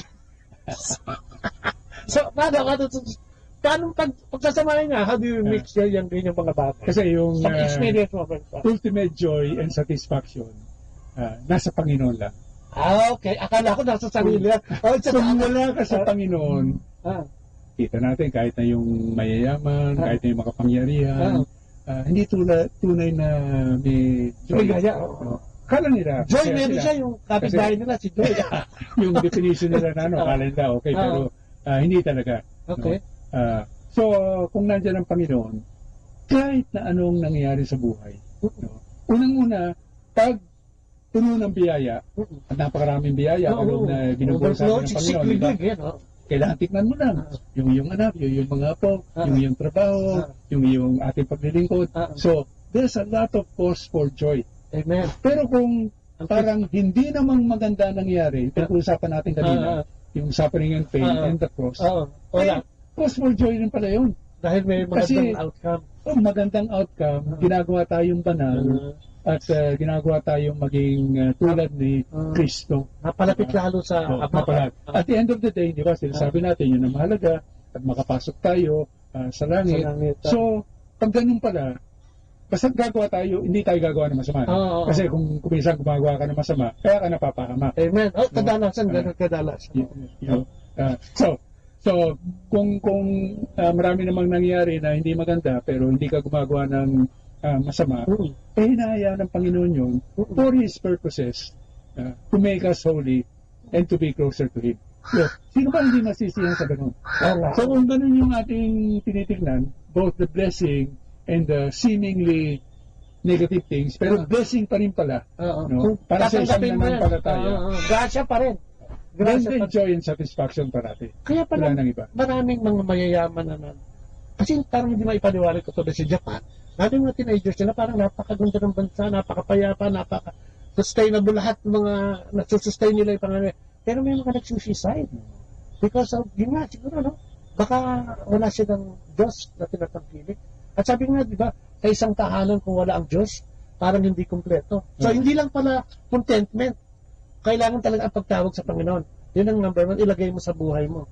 Saka nangyayari kasi, Brother Bobot, pag inaasahan natin yung kapangyarihan, kayamanan, o kung ano pa man yung makamundong bagay, all those things fade away. Mawawala at mawawala eh. Oo nga. So, ano na yung inano mo? Ano yung pinagsasama mo yung buhay? Isip ka ng isip, di ba? Pero ang Diyos parating nandyan. Sa kabutihan o sa mukhang hindi masyado mabuting nangyari, nandiyan parati ang Panginoon. He's always there, ever faithful, ever loyal, ever committed sa ating kabutihan. Ay, kaya nga, sana itong episode natin ito, marami makapanood na mga akala mo joyful pero hindi, di ba? Yan yung mga, ako tingin ko, ang tatay ko kasi naging opisyal din ng gobyerno o politiko, hindi siya masaya doon sa nilulugar niya. Dahil sa dami din ang nagiging problema. Kaya nga nagtataka ako, bakit lahat nag-aagawan sa pwesto?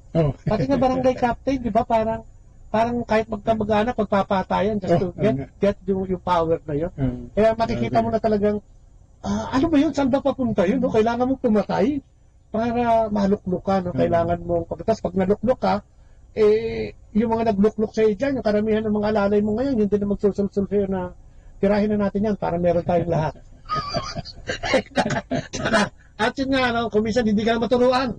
How to be teachable, Brother Pa? Ano dapat gawin ng isang individual na para tumanggap ng katuruan, ng kamalian at maging pamantayan o maging ano sa kanya yung pagkakamali na yan, halimbawa. Well, kailangan malaman natin na marami pa tayong hindi alam. Pag pinag-uusapan ang gawain ng Panginoon. Okay. No? Okay, so, we always need to be teachable. Teachable. Hindi alam ko na lahat yan. Ako na nagtuturo. Ako nga na presidente. So, marami pa tayong hindi alam. Marami pa tayong hindi masyadong naintindihan sa mga misteryo ng kaharian ng Diyos.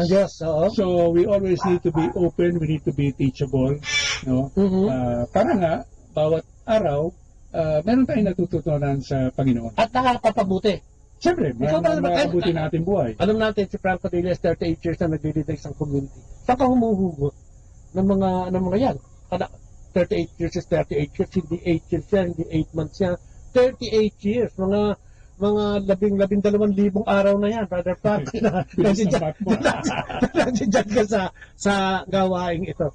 Saan ka humuhugot? Kasi siyempre, obvious sa Panginoon, di ba? Kaya nga pinag-uusapan natin yung ating kasi kalagay ko gusto nga naman. Tapos yung komunidad. Kaya hindi madali mag-maintain ng community. Ibig sabihin, yung para sa akin, kaya lahat tayo merong household. May garden of Eden ba sa community? Ay, unfortunately, meron din. Kaya sa simbahan unfortunately talaga gano'n. No? So, saan ka mumugot pa? So, natin ating mga kapatid, no? Lalong-lalo na yung ating household. Tapos nandyan yung ibang mga namumuno rin. Input. Kasi sinasabi natin, sinasabi ko, tayo equal in worth and dignity. Tayo tinawag dito. Okay. Meron din kanya-kanyang assignment. Ayun. Pwedeng ako yung nasa taas dito. Pero hindi ibig sabihin, hindi ako magkakamali. So, sino magsasabi sa akin kung hindi ko nakikita? Kayo. Kaya na I encourage you, no? Pag meron ganon, correct me or advise me. No? Or diyan na pumapasok yung pagkakaibigan mo talaga ako. Sasabihin mo kung mali ako. Hindi ako mahuhulog sa... mahuhulog na ako sa balon, ayaw pang sabihin. So kailangan talaga, ibig sabihin, consolidated yung yung takbo, lakad. Meron lang siyempre yung gobyerno lagi. May mamumuno. Pero ang namumunong ito ay dapat, yun nga, may humility, teachable, and all sorts of, yung pwedeng, okay, pag-usapan, baguhin. Ayun pala, ayun ang isang... Kaya isang gobyerno, ganun din ba dapat? Ano ba, isang mayor, o isang senador, isang congressman, dapat teachable din ba siya? Kailangan, kasi... namumuno siya, di ba? Namumuno sila, alam ba nila lahat? Daan-libong tao yun. Kaya marami kang mga assistant o mga staffers, kasi ito yung baka mas may alam sa'yo sa iba't ibang bagay, so reliant ka sa kanila, di ba? So, you always need to be open and teachable as well. Kailangan yan. Pero ang mahalaga, saan mo nga nakukuha yung mga input sa'yo? Baka ang gusto mo lang, yung gusto mong marinig. Pag ayaw mo nang marinig, ayaw mo na sa kanya, pinapalitan mo na siya. Okay. Tapos anong klaseng mga tao ba? So, choices mo rin. Diba? So, lahat yan matters. Kung paano. So, babalik tayo dun sa pinag-usapan natin. Kailangan mo ang Diyos. Pag-leader ka. At the end of the day. Umikot-ikot tayo. Lalo na pag-leader ka. At the end of the day. Kasi you are responsible dun sa mga under sa'yo. Buhay yun. Hindi lang basta. Kasi kung ikaw lang, kailangan sumagot ako sa Diyos. Pero kung ako na bigyan ng tungkulin, sila tumitingin sa akin, sumusunod sa akin, nakikinig sa akin, tungkulin ko ngayon, stewardship ko. So, ipinaubaya sa akin ng Panginoon. Para ako ngayon, stepping in the sandals of the Lord Jesus. Kung ano gusto sa niyang gawin, para sa mga tupa, inapoint ako. Inapoint kung sino man yung leader. Para... napakalaking responsibility. Para sa totoong definition nung pag-shepherd, napakalaking responsibilidad. Napakalaki. Para sa hindi naiintindihan ko ano yung ibig sabihin ng shepherd, ang daming pera nun. Parang gano'n na yun. Kaya nga hindi ba sabi ni Jesus, if anyone leads these little ones of mine astray, better na magkaroon ng millstones. Mabuti pa magdigti ka na lang. Hindi, tapos sa dagat. Sa dagat, may yung gilingang bato. Ganun katindi yung responsibilidad. Grabe. So we need to take that seriously. So hindi pala basta-basta. At yun nga, ang pinaka-bottom line, we have to go back to the Lord. At the end of the day, di ba, magkaroon tayo ng pagtingin sa ating sarili. No? Then, lalo na tayong mga politiko, sana hindi tayo na tumatakbo dahil alam mo na, iniisip na natin kung ano yung makukuha natin. Sana kung ano yung maibibigay naman natin. Kawawa naman ng bansang Pilipinas. Kung ikukumpara mo kasi dito, di ba nagpupunta tayo paminsan-minsan sa ibang bansa, lalo ka na, makikita mo yung kaibahan ng gobyerno doon. Makukumpara mo yung gobyerno ng Pilipinas. Kaya sinasabi nilang napakayaman ng Pilipinas in terms of natural resources, in terms of anything, in terms of talino, no? Kaya nga, pagdating mo sa ibang bansa, parang Pinoy yung halos lahat ng bansa may Pinoy, no? Dahil napakagaling ng Pinoy, no? Sabi nga nila, only in the Philippines mo matatagpuan niya. Kaya sana hindi natin sayangan yun. Sana itong ating pagluklok, no? Punta tayo dun sa pagtunan. Ano pagluklok ng Panginoon doon sa kanan ng Diyos kaya na, pagdating ng panahon, husgahan tayo. Kaya nasabi niya kay Pedro, kasi bilang bansa, meron din tayong responsibilidad. Oo nga. Kasi the only Christian nation in Asia, bago Timor-Leste, dalawa na ngayon. Kaya light in Asia, light to the world dahil sa maraming Pilipino na nagpapasila ng mga parokya, di ba? Responsibilidad din natin yun.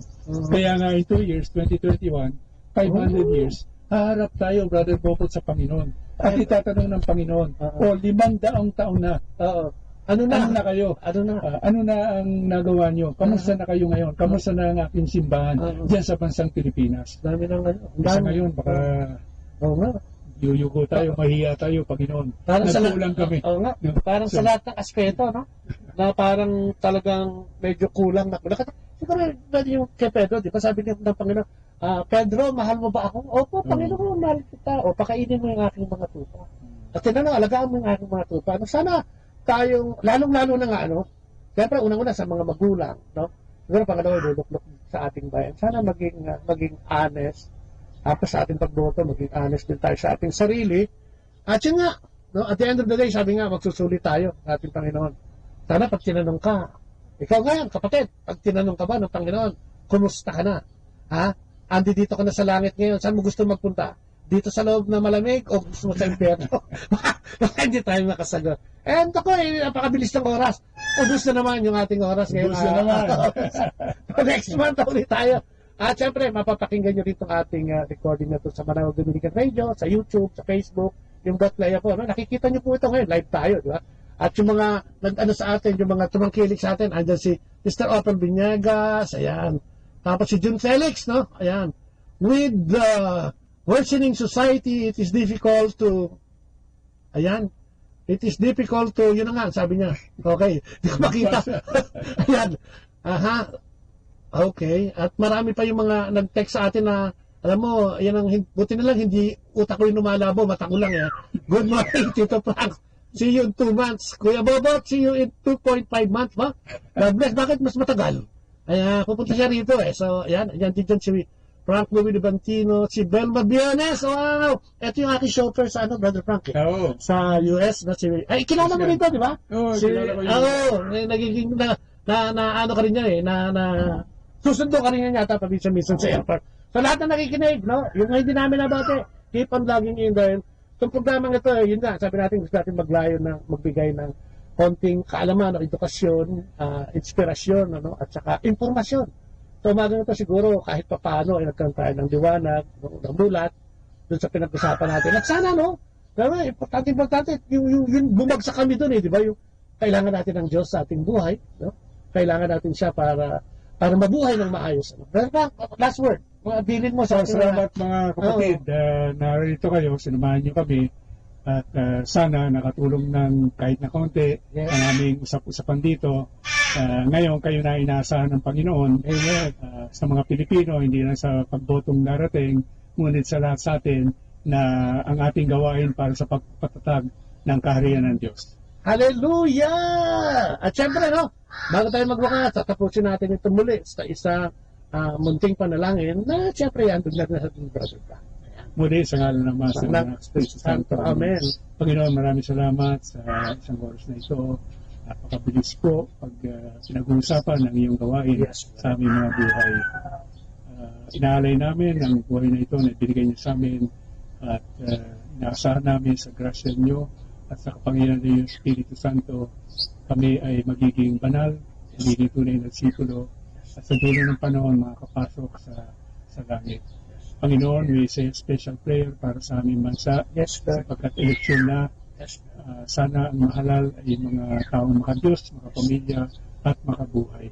At sana ang aming bansa will attain to its eternal destiny na maging ilaw sa Asia at ilaw sa buong mundo. At na ito aming inihiling sa ngalan ng aming Panginoong Jesucristo. Amen. Amen. Alam mo ka mga anak, Espiritu Santo, amen. At muli, maraming salamat po sa inyong pagsama sa amin, ano? At tabangan ang programa natin sa internet, sa Facebook, 8 to 9 in the morning, tsaka 8 to 9 in the evening.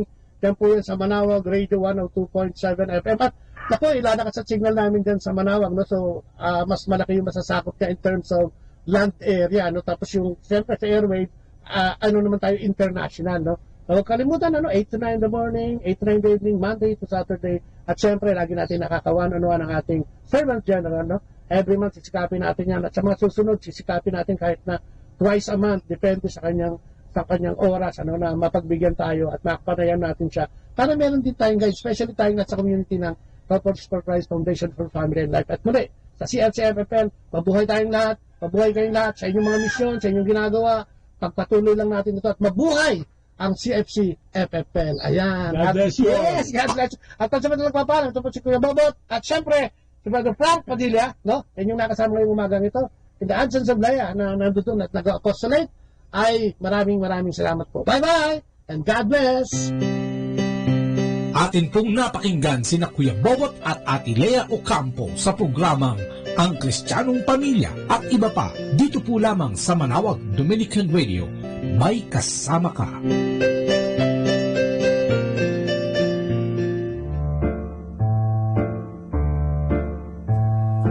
At this time of giving, gladly now we bring gifts of goodness and mercy from a heavenly King.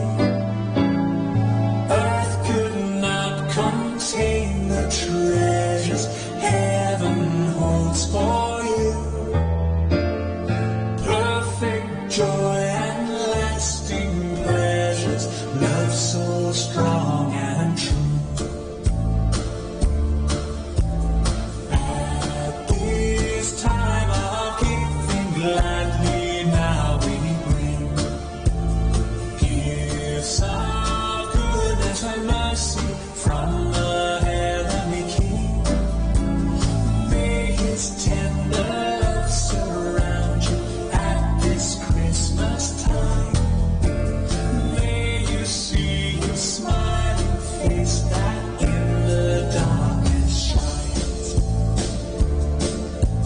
At this time of giving, gladly now we bring gifts of goodness and mercy from the heavenly King. But the many gifts He gives are all poured out from one. Come receive the greatest gift, the gift of God's own Son.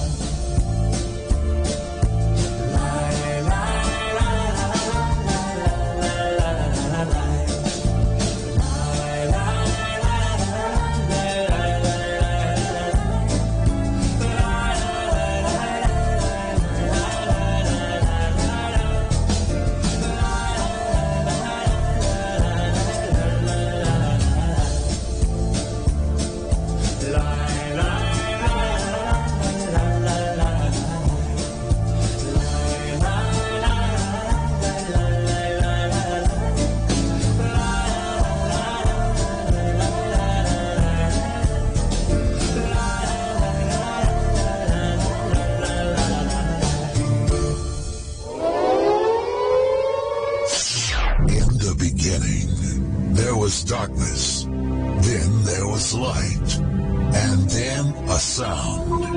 Who am I that the Lord of all the earth would care to know my name, would care to feel my hurt? Manali ka, tuyuin ang luha sa mata. So morning I will journey far beyond the cloudy sky and step on the heavenly shore. Starting now, the only Manaoag Dominican Radio.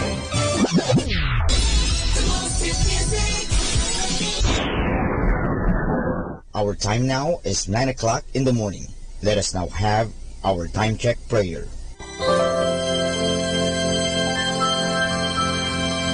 Panalangin para sa aming bansang Pilipinas. Panginoong Diyos, sinabi mo sa iyong bayan na kung ito'y tumawag sa iyo nang may pagpapakumbaba at tinatalikuran ang masasamang gawin nito, mabubuksan na ang aking mga mata at nakikinig na ang aking mga pandinig sa panalangin ginagawa nito. Kaya tumatawag kami ng buong pananalig na kami ay dinggin alang-alang sa pag-ibig mo sa amin. Patawarin mo kami sa aming mga pagkukulang at sa kawalan naming pakialam sa pangyayari ng aming paligid, naganap na kahirapan, krimen, katiwalian, kawalan ng pagpapahalaga sa buhay at dangal ng tao at sa kalikasan.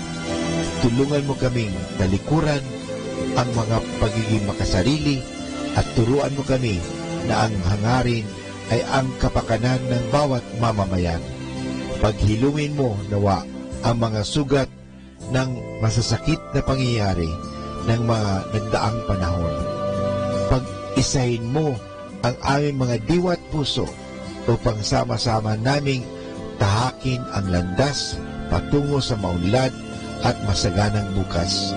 At higit sa lahat, maghari nawa sa aming bansang Pilipinas ang iyong pag-ibig na siyang susi sa paggamit namin ng kapayapaan aming minimithi.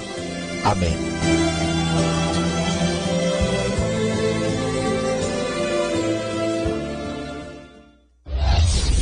This is Manaoag Dominican Broadcasting Incorporated, a religious, non-commercial radio station.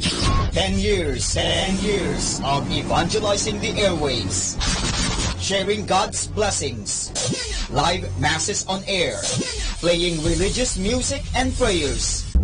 May kasama ka, si Jesus, si Maria, at kami. Our positive thought for this hour. No amount of guilt can change the past, and no amount of worrying can change the future.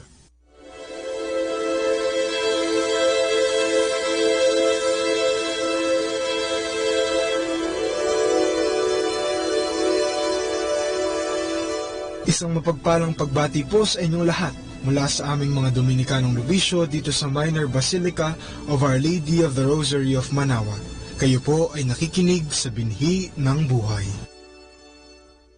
Nais po naming ibahagi sa inyo ang bunga ng aming mga pagninilay sa Ebanghelyo ngayong 16 ng Hunyo, ang solemnidad ng Banal na Santatlo.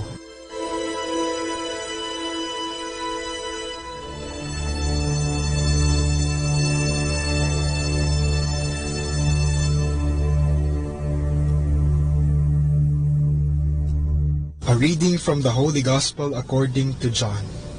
Jesus said to his disciples, I have much more to tell you, but you cannot bear it now. But when he comes, the Spirit of truth, he will guide you to all the truth. He will not speak on his own, but he will speak what he hears, and will declare to you the things that are coming. He will glorify me, because he will take from what is mine and declare it to you. Everything that the Father has is mine. For this reason, I told you that he will take from what is mine and declare it to you.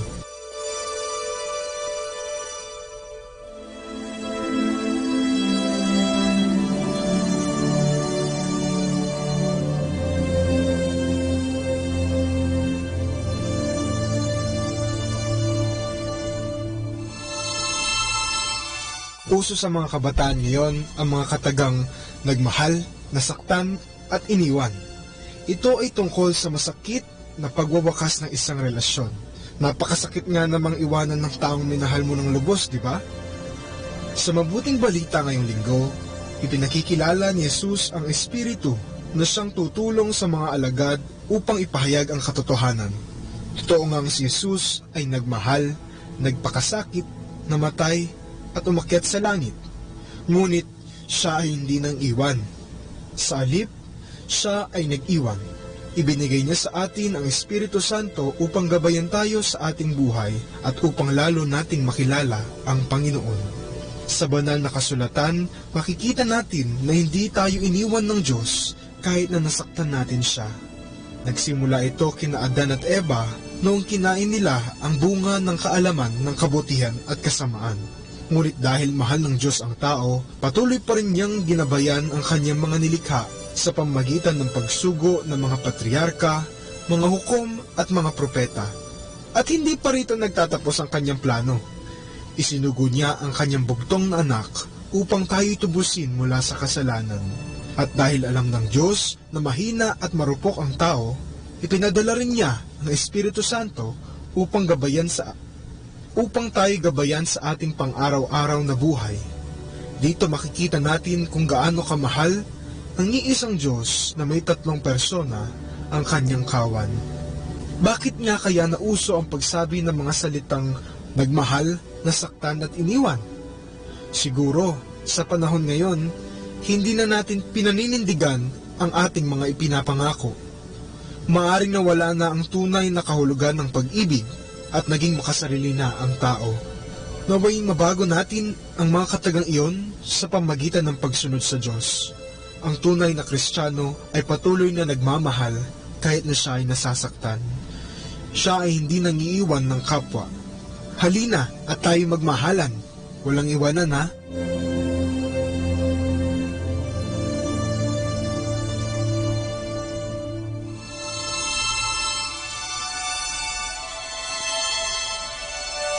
Mula po dito sa Minor Basilica of Our Lady of the Rosary of Manaoag, kami po ay taos-pusong nagpapasalamat sa inyong pagkikinig. Naway patuloy po nating isabuhay ang salita ng Diyos. Patnubayan at pagpalain nawa tayo ng Panginoong may kapal. Hanggang sa susunod na linggo, dito po sa Binhi ng Buhay.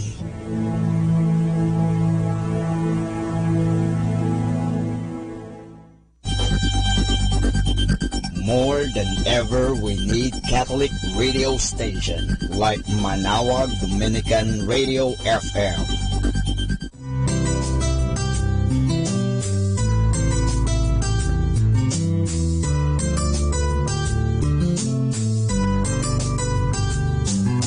Whenever you're alone, just turn your radio on. It will comfort you with the songs of love, with words from our God. If you have a company, you have a friend in here. Manaoag Dominican Radio, with the songs that call you to God. You have a company, 'cause we are a family. Manaoag Dominican Radio, with the songs that bring you to God. You have Manaoag Dominican Radio FM.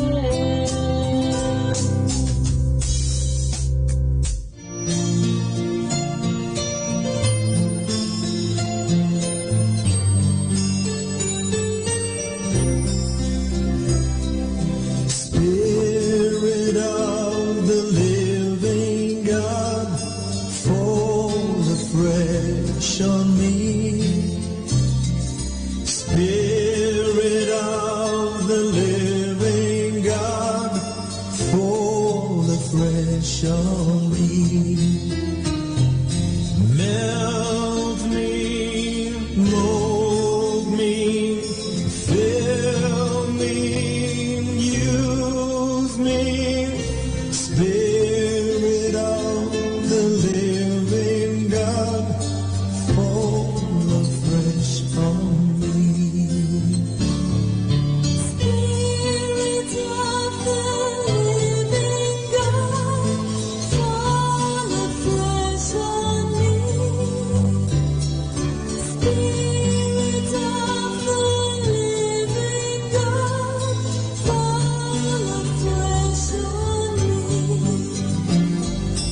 Melt me, mold me, fill me, use me. Spirit of the living God, fall afresh on me.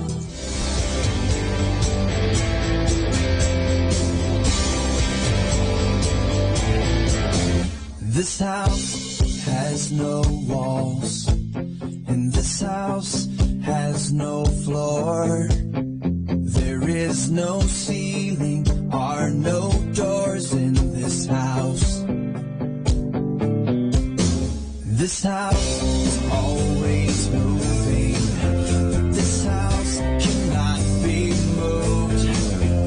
'Cause love and peace will never leave this house. There's something about it, nothing like this house.